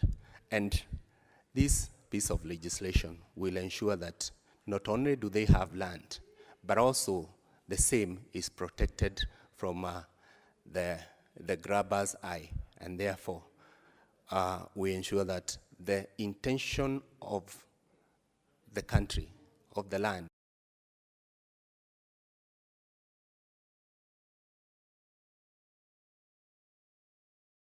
utilities is protected. Mr. Speaker, I support. Thank you. Honorable members, before I give to the next speaker, Honorable Owen Bayer, I told you it is your word against the Hansard. On October 15th, 2020, you spoke on this matter. October 15, 2020, you spoke on this matter. So please, do not even challenge the Hansard. October 15th, 2020, you spoke on this particular matter. You shall not speak again on it. Honorable Bui. Thank you, Mr. Speaker, for this opportunity. Mr. Speaker, first I'd like to congratulate the Honorable Simon Kingara for an excellent job because... Before Honorable Bayer leaves the chamber, before Honorable Bayer leaves the chamber, I think Honorable Bayer owes the House an apology because, you see, a member must be taken as it were, at his word. If Honorable Bayer spoke at some point, the drama that we have seen between the member and the speaker is a drama which should not be there at all. In terms of tradition of this House, a member never argues with the speaker. The speaker is ever right until you prove yourself otherwise. In fact, it is Bayer's responsibility to look for the Hansard and to prove that he did not speak. That is the tradition of Commonwealth jurisdiction everywhere, even in the UK. You don't speak to a speaker when a speaker has made a ruling, even if he's wrong, because speakers are never wrong. In this circumstance, I've seen that the speaker has bent backwards and have accommodated Honorable Bayer. But he owes this House and all of us honorable members an apology for the drama that we have just seen. And you cannot argue against the Hansard. That is why the Hansard is there. We cannot hear you to say that there is anything that we can add to or reduce to the Hansard. That is the law of Hansard. So, Mr. Speaker, I think until Honorable Bayer apologizes, there is something seriously wrong in the House, or seriously out of order in the House. Honorable Bayer, Honorable Bayer, I think, certainly Honorable TJ Kajwang, you raise a fundamental issue. Because Honorable N was quite obstinate and firm and saying he hadn't spoken and threw in some words, and Honorable TJ Kajwang has raised it. Honorable Owen. Mr. Speaker, I respectfully apologize to you and to the House. Thank you. Very well. Thank you, Honorable TJ Kajwang, for raising that to make it tidy. Obviously, it was last year, so I think Honorable Owen also thought it is from last week. But having apologized, let's move on. Honorable Bui. Thank you, Mr. Speaker. As I was saying, I want to thank the honorable member for Riru, Mr. Honorable Simon Kingara, for bringing this very timely bill. Mr. Speaker, one of the responsibilities we have as members of parliament is to deal with issues that affect those that are electors. And clearly, from his discussion here, we can tell that this is a problem that's really affecting the constituency that he represents. I also would like to thank the majority leader, who was also a former minister of land. So he really shed a lot of light on these matters. And the Honorable Dr. Otiende Amolo, because he raised fundamental constitutional issues that we need to address. Mr. Speaker, the importance of title deeds can really not be, I don't even know how much we can talk about this, because really there is no one who owns any piece of land anywhere in this country if you do not have a title deed, because that is the only proof by law of ownership of land. So, Mr. Speaker, when you look at our nation, we have a lot of public utilities. We represent people, and the public have schools, they have dispensaries, they have health centers, they have hospitals, and all these amenities fall on public land. Unfortunately, Mr. Speaker, a lot of our public utilities, a lot of our public institutions are still operating without proper titles. In fact, I would like to thank His Excellency the President, because from the time this government was elected, he has actually issued a lot of title deeds. In the current situation, I think the Ministry of Education has insisted that all our schools must be titled. So, Mr. Speaker, it is really an important bill. Mr. Speaker, the other big problem we have in this nation is the issue of land grabbing, which he wants to address, because apparently, Ruiru constituency, a lot of public land was grabbed. That's why you don't have enough land to have schools. Mr. Speaker, we have seen this trend continuing. Last Parliament, Mr. Speaker, we had a situation where the children of Langata Road Primary School were actually beaten to submission, tear-gassed, because someone wanted to grab the playing field for that school. And Mr. Speaker, this is a private developer who was grabbing the land so that they could expand their hotel and create parking space.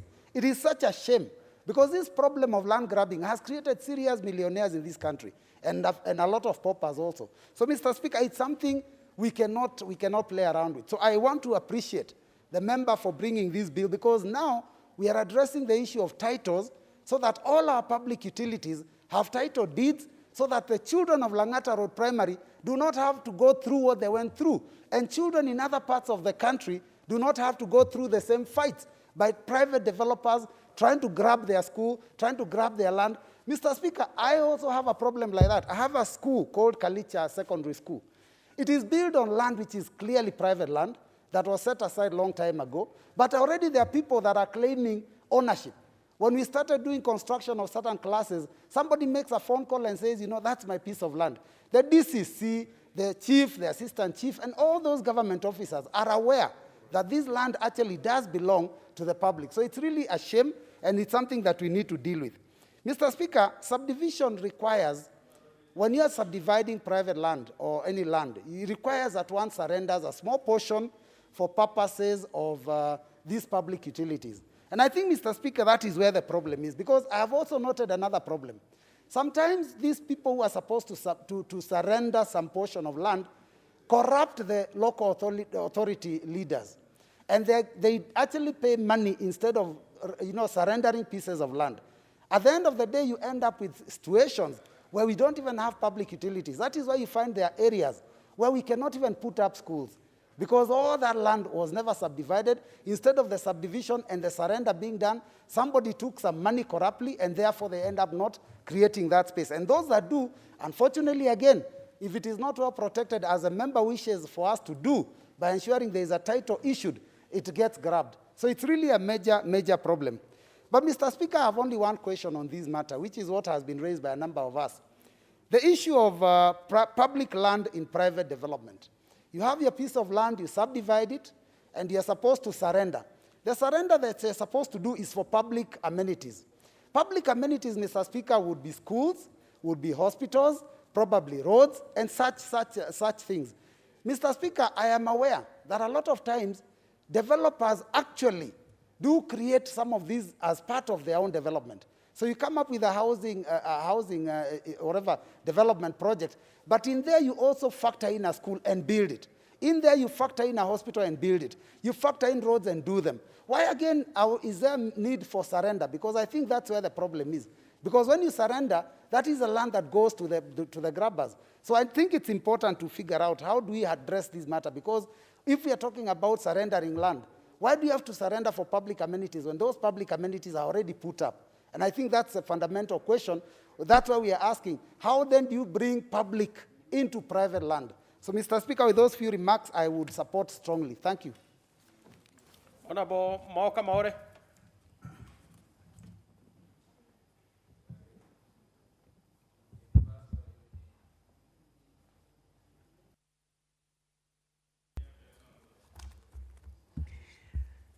Thank you, Mr. Speaker, for the opportunity to contribute to this amendment. And also do congratulate the honorable member for bringing the amendment at a time when many people or many institutions had overlooked it. Now, Mr. Speaker, before the amendment or even before the Dungu Commission on Land, there was a lot of agitation that was protesting the issue of grabbing public land. That in those days, or the yesteryears, those who wished to be rewarded for doing favors with the government of the day, they would normally go for a favor. And in most cases, they would go and identify an empty piece of land and seek to be allocated, and the allocation was usually swift. Now, Mr. Speaker, you've seen also the trend that has been happening over the years. People who have appetite for land, they are merciless in very many ways. And this bill now comes at a time where it gives the registrar the power to be able to delineate or designate, public land in the process of the large adjudication and the consolidation. And now, Mr. Speaker, the committee has also done quite a thorough job after they received the memoranda that they did receive. And in that process, Mr. Speaker, they have come up with very good comments and recommendations that have enriched the bill. Now, when it goes to do the amendments, specifically what has been happening in Nairobi over the years, or even other settlement schemes, people go and do adjudication or on demarcations of land and make sure they don't make any reference to what should happen to public utilities or public land meant for schools and other institutions. Now, Mr. Speaker, I know you've been able to follow the battle between the KCA, where they wish to expand and have their offices, and you found the dance that happened between the court, the office of the permanent secretary in those days, and finally, the disaster that was visited on it, specifically where Western Hotel stands, where in other places they would demand the land back. On this one, they came up with a warped or weird recommendation that the land can be bought. It is, okay, you can buy the land, yes, but what will you do with the future intentions of the institution or the extension of the offices or the facility that is just across the road in the name of Wilson Airport?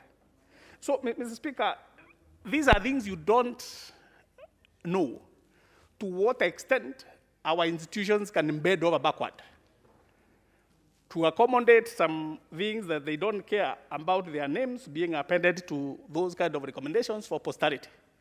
Now, those are the kind of unscrupulous conduct. You may not see that if you are a land commissioner and you have a signature in such a thing, in the future, when you go to the mirror, what do you see? And to me, is that you see a lot of shame.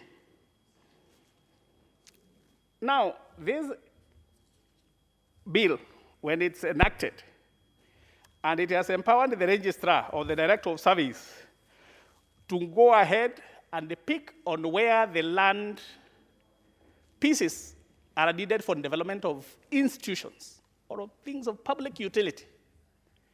Those institutions must get their preference over the other interests.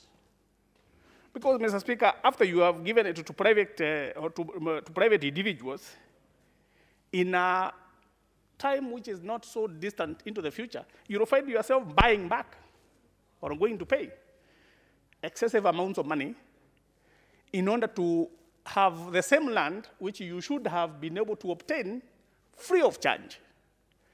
So, Mr. Speaker, as we pursue and wish members to contribute, they should be able to go and think that this land and other pieces of land that are needed, you can decide to do a museum or a public library or an institution that has come up that you need as a community, only to turn around and find all the land was allocated to individuals.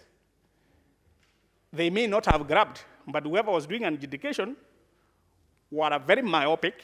They never thought that you would need those kind of institutions.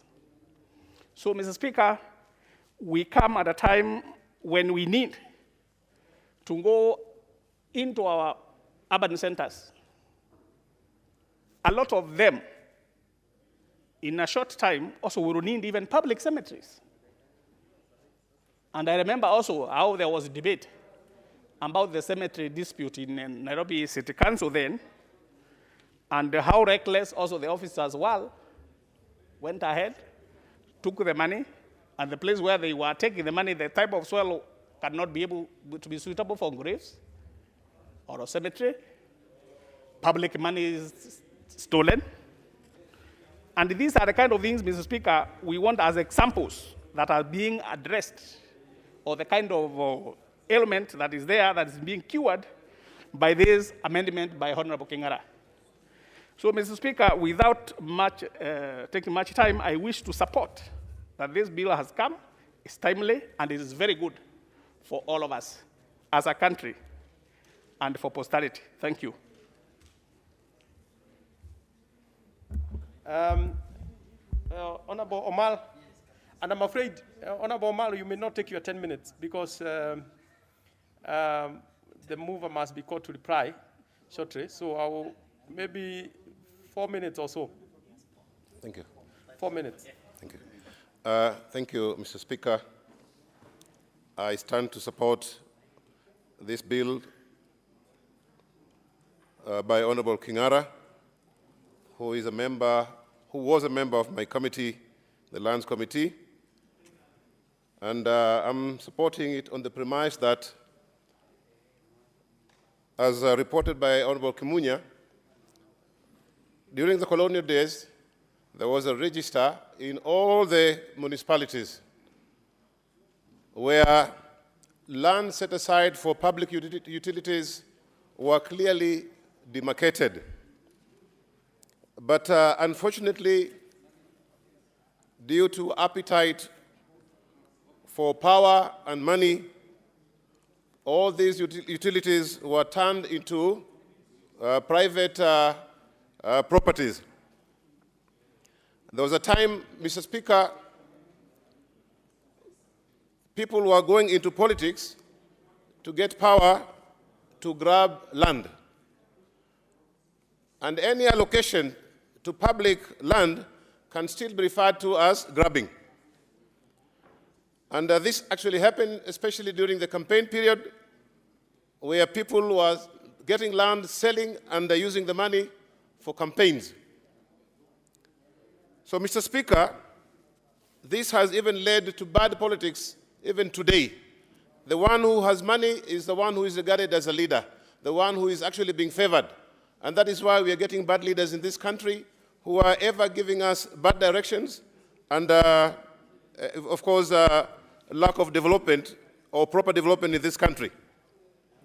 Mr. Speaker, as had been alluded by Honorable Kingara,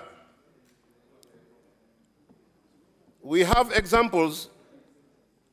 For example, in Miritini, where Honorable Badi is actually representing as his ward, there was land which belonged to an individual, and the government was made by politicians to have a gentleman, the owner of the land, to surrender it for purposes of building juakali sheds. There were no juakali sheds built, Mr. Speaker, Instead, it was given to a developer, and he developed other things other than Juakali. This definitely was corruption. Mr. Speaker, in Malindi, there was also land given to Tawhid Muslim School as a result of land set aside by a private developer so that public utilities could actually be set up. A school was actually built, but the title was not given, and therefore the land had no title. What happened is the owner, or the person who initiated the idea, was elbowed out by prominent businessmen who made titles behind the scenes, and they are now claiming ownership of that land.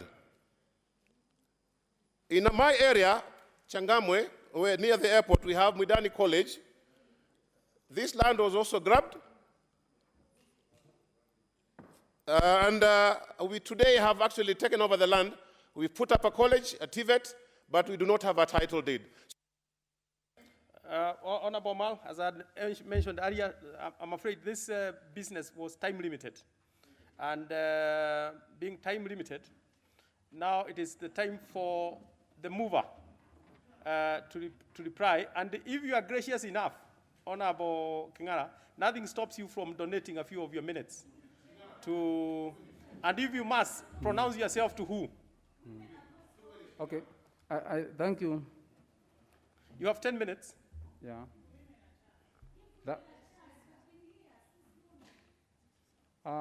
Thank you, Mr. Speaker, sir. I have noted the interest of members to contribute to this one. And Mr. Speaker, sir, it being an universal problem in our country, I have decided, if the House allows, to donate at least 1 minute to the following members so that people are equitably represented in the contribution of the same motion. Honorable Kiaria, 1 minute. Honorable Tandasa Sawa, 1 minute. Honorable Joyce Bomet, 1 minute. Honorable Engineer Goge, 1 minute. Honorable Misi, 1 minute. And finally, Mr. Speaker, Honorable Nasili, 1 minute. Okay. Shall we start with who is the first one? And there is also, I said, Honorable Mamusi, you have 1 minute. I don't know how you didn't hear your name. Okay, but you must also remain with some few minutes to say something. I have 2 minutes. Okay, you have 2 minutes remainder. I don't need more time. I can tell Honorable Kajwang is shouting at you, but Honorable Kerry has... I have said Honorable Kajwang have got 1 minute. You know, he had donated 2 minutes, but now that other members came here, I decided to give 1 minute each, and then I'm left with the 2 minutes. Okay. I think we'll be doing the mathematics with the crack. Yes, we shall make sure it is only 1 minute. Honorable Kerry. Thank you very much, Mr. Speaker. I do applaud the magnanimity of the move of this bill and congratulate the Honorable Kingara for bringing such an amazing and revolutionary bill. Mr. Speaker, what he's addressing here is critical. And because I only have 1 minute, Mr. Speaker, in supporting, I can only say that this is a danger that we are trying to cure here. The mischief is rife, Mr. Speaker. In the case of Dagoretti South constituency, even where the office of the Member of Parliament sits, which is part of a 9.5-acre land, which also houses a public school, an area for Juakali workers, an area which has a Dagoretti South Empowerment Center, which was originally community land given for public use, is not titled, Mr. Speaker. And this has been giving opportunity to very mischievous people to try and have their hands on this land so that they can grab it. As we speak, Mr. Speaker, we have a good person who wants to get into a public-private partnership with the Dagoretti South people to build a stadium called the Reruta BP Stadium, Mr. Speaker. But this person is not even able to move in because the land is not titled, Mr. Speaker. So it is for this reason that I say that what Mr. Kingara is moving here is revolutionary and will quite cure a lot of mischief of land grabbing of public land, Mr. Speaker. There isn't much one can say in 1 minute, Mr. Speaker, so I only stand to support. Honorable TJ Kajwang, 1 minute. Honorable Kingara, we support you. My only parting shot is this. Please look for legal advice from the Directorate of Legal Affairs to clean up the texts of your legislation. Because you see, for example, you're talking about a person or land buying companies giving out land. Don't you think about those cooperatives? Don't you think about the trusts, the estates? Don't you think about such other entities which are not necessarily in law persons and not necessarily land buying companies, but who would then be able to give a surrender, number one. Number two, think about cleaning up the text of this thing you're calling allocated land. There could be land that is not allocated. It is just a surrender by virtue of the fact that when you have a subdivision and you have a development, you must provide a surrender. So the verb allocated and that kind of thing denies you the scope of what you are intending. So please seek legal advice from the Directorate, and I'm sure they are going to clean your texts in a way that will further the interest that you have put. Honorable Tadaza, 1 minute. Mnenaji, kwa sababu Kiswahili sanifu Spika anaitwa mnenaji. Kwanza nitoe pongezi kwa Mheshimiwa Kingara kwa kuleta mswada huu ambao utaweza kusawazisha donda sugu, hasa kwa mimi mbunge wa Matuga. Ni wiki tu iliyopita ambao niliitwa kwa shule moja inaitwa Bombo pale Kiteje, ambapo bwenyenye mmoja alikuwa ameweza kuweka ua ofisi ya mwalimu mkuu eti akidai kwamba iko kwa shamba lake, na hii ni shule ambayo imekuwa pale kwa zaidi ya miaka 30. Hali kadhalika saa hii imebidi nitoe fedha za CDF kujenga ofisi ya chifu Kombani ambayo imekaa pale kwa zaidi pia ya miaka 20, lakini saa hizi kuna bwenyenye amekuja ameweka ua pale, amesema ile ardhi ni yake ya kibinafsi. Kwa hivyo ni kutoa pongezi kwa huu mswada uweze kupita, uungwe mkono ili ile mali ya umma iweze kutetewa vilivyo. Asante sana Mheshimiwa Mnene. Honorable Joyce.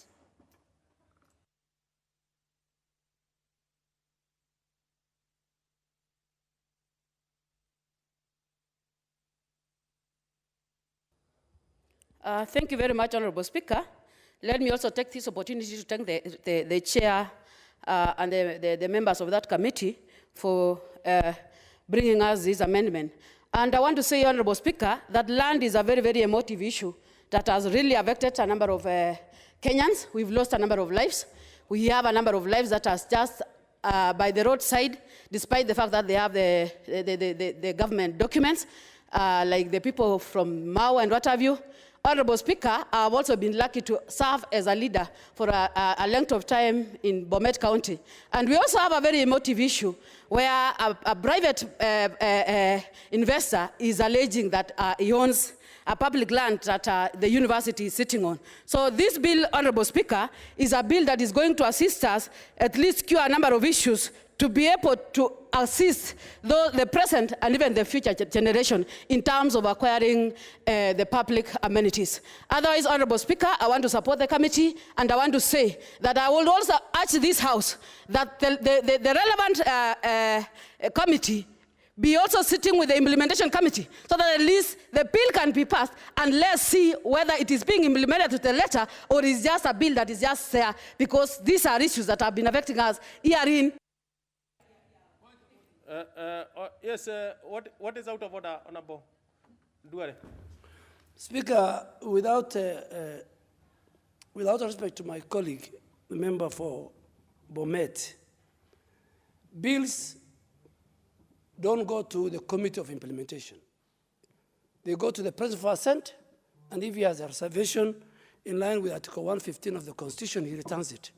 So I think we need to go on record that a bill, once the President, relax, Madam, we are not in Bomet County Assembly.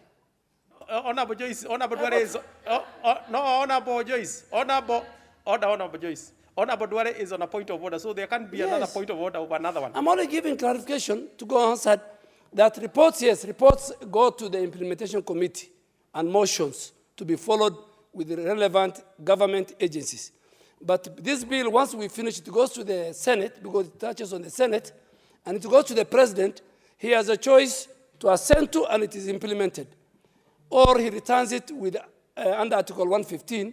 So, Honorable Choice, don't be worried. This bill will go to the President, and it will come back if he has issues. If he has no issues, he'll assent to it. Well, it looks like Honorable Duale, you are giving information to Honorable Joyce. Honorable Mishi. Thank you, Honorable Speaker, and congratulations, Honorable Kingara. I've seen that leaders have already talked about safeguarding our public institutions and also protecting the 10% which has been given as a surrender for public amenities. But I want to talk about the issue of the leases, where in Section 12, 6 and 7, it has said that those leases which have been given to non-citizens, at the expiry, they have to reverse back to the county government or to the national government, as the case may be.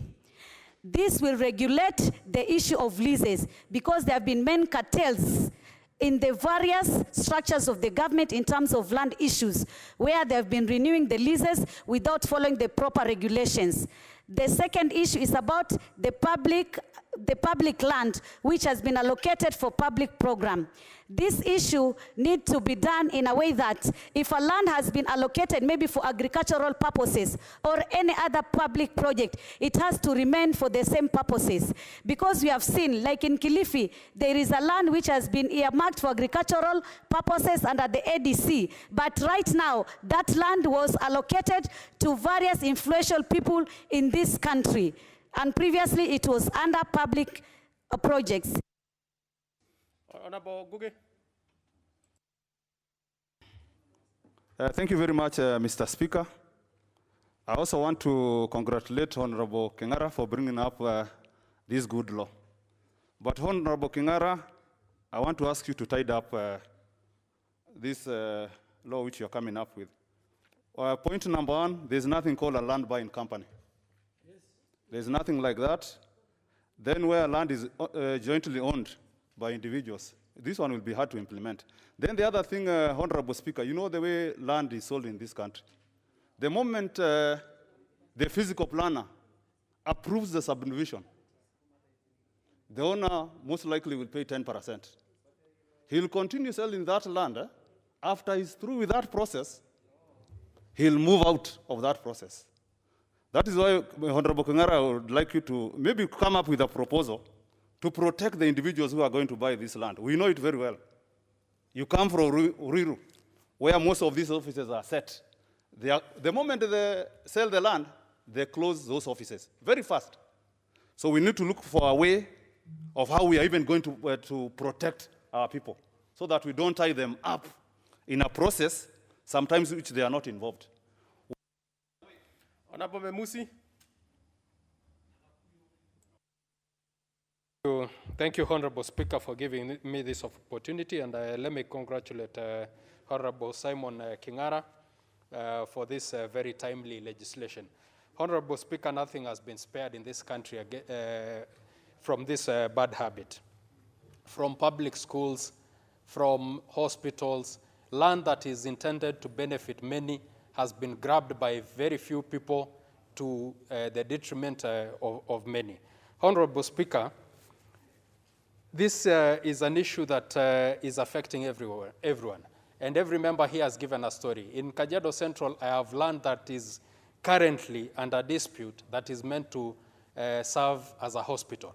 A private individual is coming in to, and saying that that is his land. Honorable Speaker, we need to educate the public on the importance of having public land.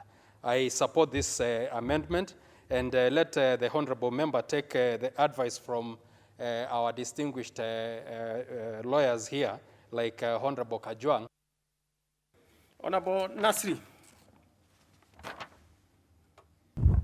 Thank you, Mr. Speaker, for giving me this opportunity. Mr. Speaker, the current state of non-registration makes public lands susceptible of grabbing. Reports have indicated that high percentage of public land do not have title deeds or lease certificates. There have been no documentation of land ownership and are therefore vulnerable to encroachment and land grabbing. Already, a number of schools have reported a case of land contestation, encroachment, and grabbing to the Land Commission, which has necessitated presidential directive to Ministry of Land to title all public schools. Mr. Speaker, if this bill passes, it means that the land allocated to public purposes will ease to identify, and therefore unsuspecting public will be better informed. Honorable Kingana, you have the remainder of 2 minutes to finalize reply. A maximum of 2 minutes. Thank you very much. You are the one who donated your minutes. I donated willingly, so I have no regret. Mr. Speaker, may I say?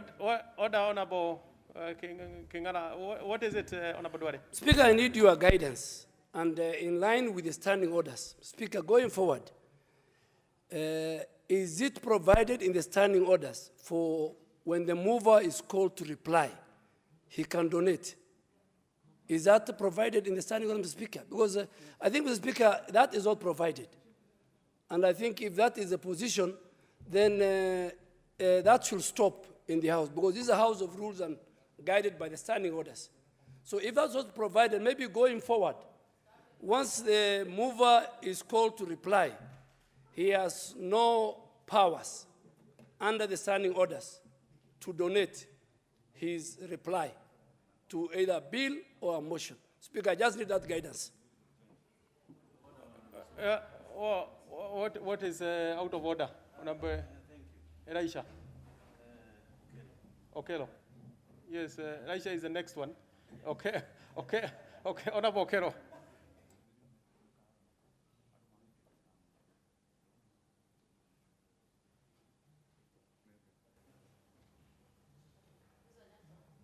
Give him the mic. You can use the next one. So that we move. Honorable Speaker, I thank you very much.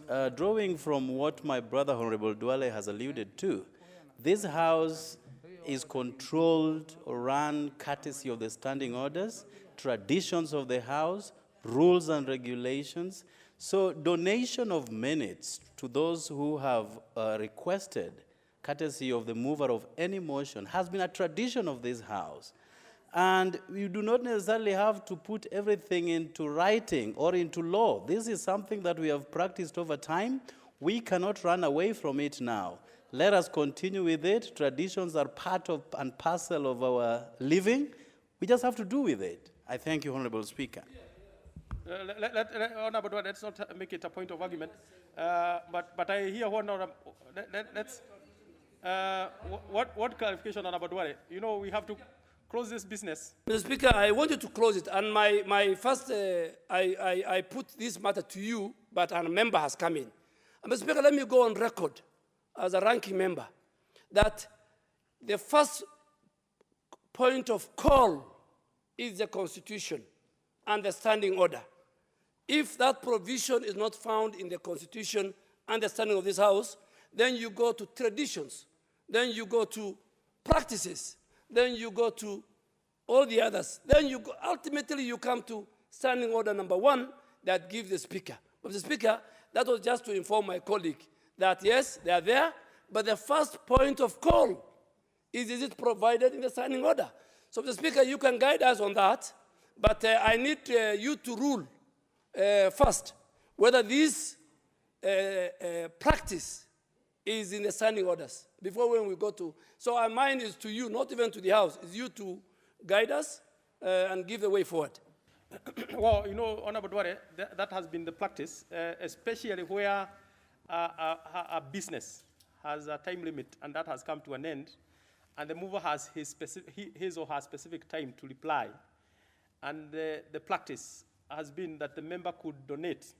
Maybe it is a discussion that the House and particularly rules and procedure can have, that when a mover has 10 minutes sometimes the mover would reply in 2 minutes and maybe think, out of the 10 minutes, let me give out to colleagues who haven't gotten an opportunity to speak the 8 minutes.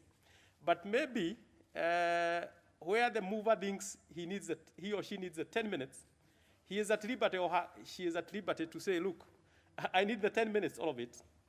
But I think it is a discussion that we can have, particular rules and procedure, and say specifically if you are replying, do not donate it to any other person. So it's an ongoing discussion. And the standing order do not prohibit, but maybe it is a discussion we can have whether the standing order should prohibit expressly. But we are not there yet. The practice has been. But where a member rises or rises on his or her feet and says, ask the speaker, ask the House that the mover be called to reply, at that time, the mover is not at liberty to donate, because that's a different circumstance. But Honorable Duale, that is an area we can keep discussing. Now, Honorable Kingara, please, you have the 2 minutes, so that then we make progress. Thank you very much, Mr. Speaker, for the guideline.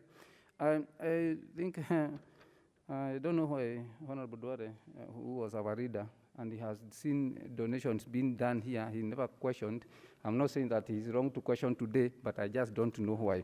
Actually, I'm very grateful, Mr. Speaker, for everybody who supported, especially the committee, who had a lot of work to coil it up and come up with the final green paper. It is very hard to make a green paper in this House. I think this is my second green paper, and you can know the challenge. Mr. Speaker, surely, the language, the tone, the writing might not be understandable, but Mr. Speaker, there is a need to sober up on our pieces of land in this country. And the only way to do that, Mr. Speaker, is to come rules and regulations, and they can only come or get their way through this House. So I plead with the members as we proceed. You know, we have many handles to jump. There is that constitutional issue which has been raised around. I've picked it. I've been guided to whom to consult. I'll be doing that. And I'm open-minded. So whoever have an issue which you can bring right to this, share with me, please, I beg, so that we can head to the right direction. I'm very, very grateful, Mr. Speaker. Reply.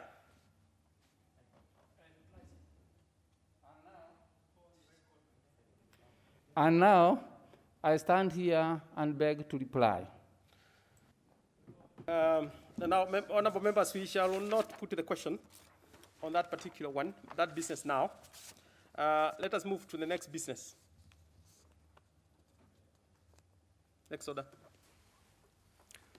Order number 12, the Kenya Information and Communications Amendment Bill, National Assembly Bill number 20 of 2019.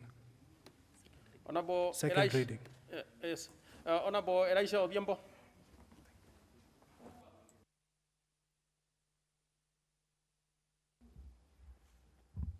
Mr. Speaker, sir, I beg to move that the Kenya Information and Communication Amendment Bill 2019 can now be read a second time. By way of introduction, Mr. Speaker, according to the Communication Authority of Kenya, quality of service refers to the level of performance that a service provider provides to its subscribers. In telecommunication, this relates to the ability of the service provider to give reliable, accessible, and easy use of services. The principal object of this bill is to amend the Kenya Information and Communication Act, CAP 411A, and that these amendments will provide a regulatory framework for business that are operating within the telecommunication sector. Mr. Speaker, consumers in Kenya over the last several years have to accept the fact that services that they subscribe to are sometimes not satisfactory. Instances when the network is inaccessible, making it impossible for Wanjiru to communicate with Aweno, for Karaoke to communicate with Wanjau, and for Mohammed or Duale to communicate with the Honorable Elisha Odhiambo. Mr. Speaker, although the failures on quality of service by telecommunication service providers have somewhat been inadvertent, there's however a need to protect consumer who bear the heavier costs of the inadequacies by putting in place legislative measures to ensure compliance with international best practice. Mr. Speaker, sir, there are many instances when Wanjiru wants to talk to Onyango, and in the process of talking to Onyango, the phone is disconnected. Whether it is connected by a third party or whether it is connected by inefficiency that exists in the infrastructure of the service provider, for Wanjiku, wholesomely would think that is a service provider that has deliberately refused to provide a service equitably with the money he has paid or she has paid. Mr. Speaker, majority of issues regarding quality of service are related to call drops. The bill seeks to introduce a new section 34A to the Kenya Information and Communication Act, CAP 411, to provide for compensation to a consumer who initiates a call that gets cut after connection at the rate of 10 shillings for each call drop. However, a service provider shall not be liable to compensate a consumer when the call gets cut out due to a third-party interference.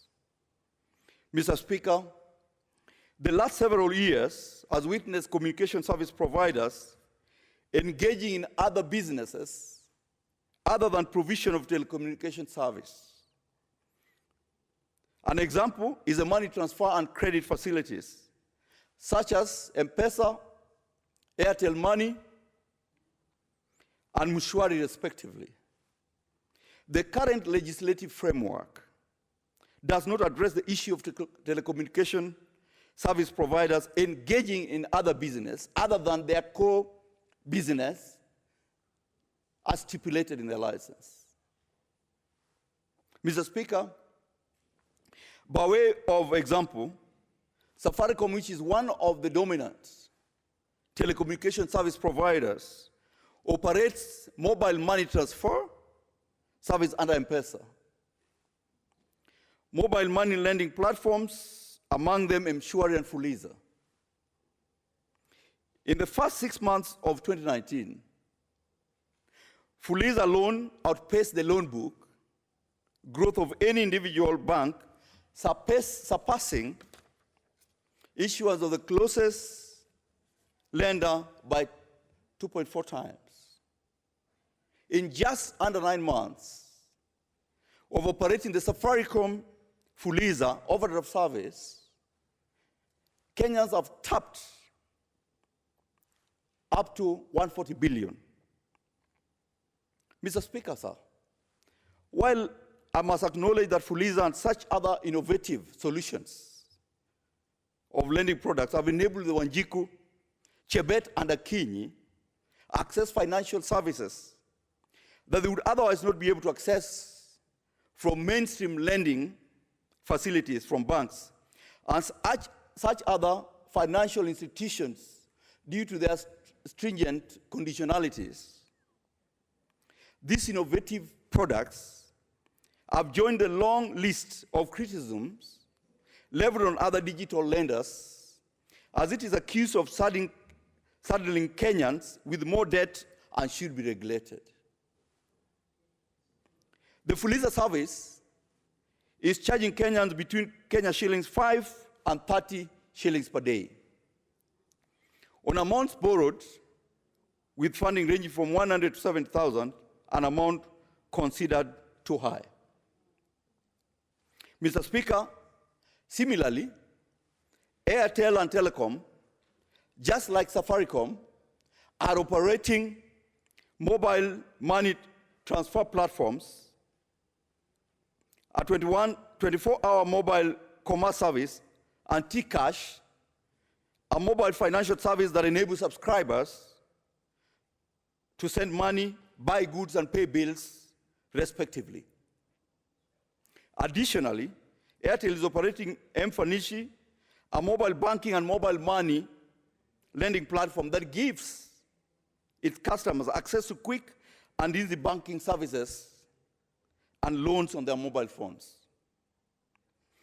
Mr. Speaker, sir, all the aforementioned banking and lending services offered by telecommunication companies do not undergo the banking regulations established by the Central Bank of Kenya, as other banks, hence susceptible to manipulation and extortion on the part of unsuspecting Kenyans, and further pose an unfair competition to the banks.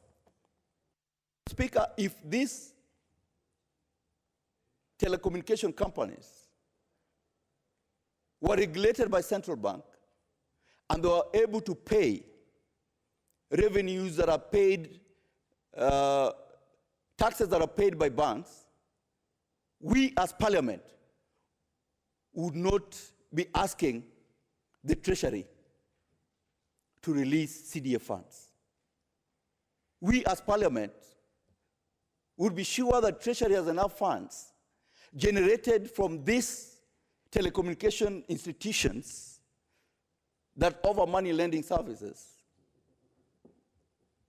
And we be sure that the country would have a more robust economy that will afford to pay loans and pay for services that the country is looking forward to.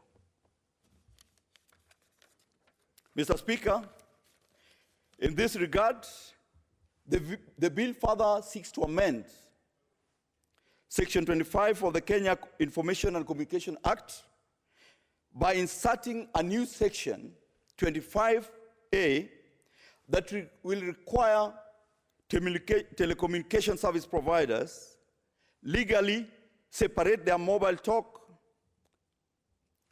their voice and data services from any other business,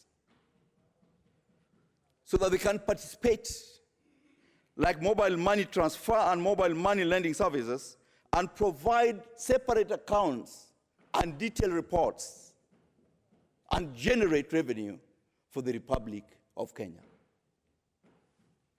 Mr. Speaker, the regulation will also serve to not only protect consumers, but also enable the government to effectively, as I've said before, collect revenue, as through the clear distinction of various business operated. And in this regard, the proposed amendment seeks to provide a regulatory framework, as I mentioned earlier, for persons operating telecommunication to engage specifically only on their core business. Mr. Speaker, the current Kenya Information and Communication Act provides for establishment of the Universal Fund, USF, which is administered and managed by the Communications Authority of Kenya. The purpose of this fund is to support widespread access to ICT services, promote capacity building and innovation in ICT in the country. And more than that, ensure that we can enhance our capability as a growing economy in East and Central Africa, and provide benchmarks for the countries that exist in the region as to demonstrate that Kenya has the best capability in innovation. Mr. Speaker, the USF Fund was developed in 2009 to provide a common pool of capital to fund connectivity in areas across the country that do not access the critical infrastructure. And as of February, the amount that was collected was Kenyan shilling 7.1 billion. All licenses in the ICT sector contribute 0.5% of the annual gross turnover to the fund. Mr. Speaker, despite the anchorage of the fund in the statute, the management and implementation of the USF has been faced with several challenges, which the legislative proposal wants to address. The proposed amendment in the bill seeks to improve the management of the Universal Service Fund by expanding the objective of the fund, prescribing the requirement for reporting on how the fund is utilized in every financial year. Mr. Speaker, sir, let me add that in the bill itself that was printed, I'll be bringing to the amendment to the House because I realize there's some mistakes that I need to correct. Mr. Speaker, as I conclude, I wish to assure the honorable members that the proposals contained in the bill are in conformity with the international standards and best global practices on consumer protection and regulation of anti-competitive practices. They have been developed as a result of continuous monitoring of failures identified in the Act and are a culmination of widespread consultation. Mr. Speaker, it does not take any metaphysical science or transcendental science to know that we need to regulate the telecommunication sector. Mr. Speaker, I beg to move, and I request that the honorable member of Nyandu to second.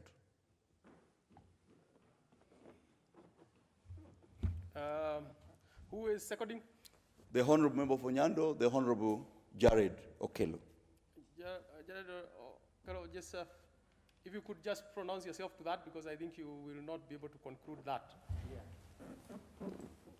Honorable Speaker, how I wish I could contribute, but in the interest of time, I can just say I second, and I will be making my contribution towards this bill as and when it will be subjected to debate.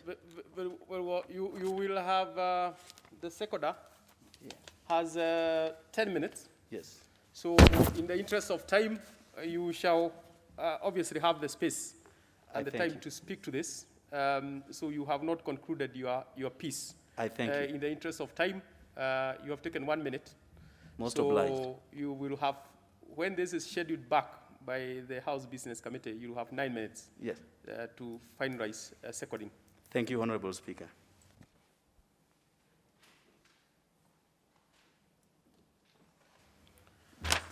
Honorable members,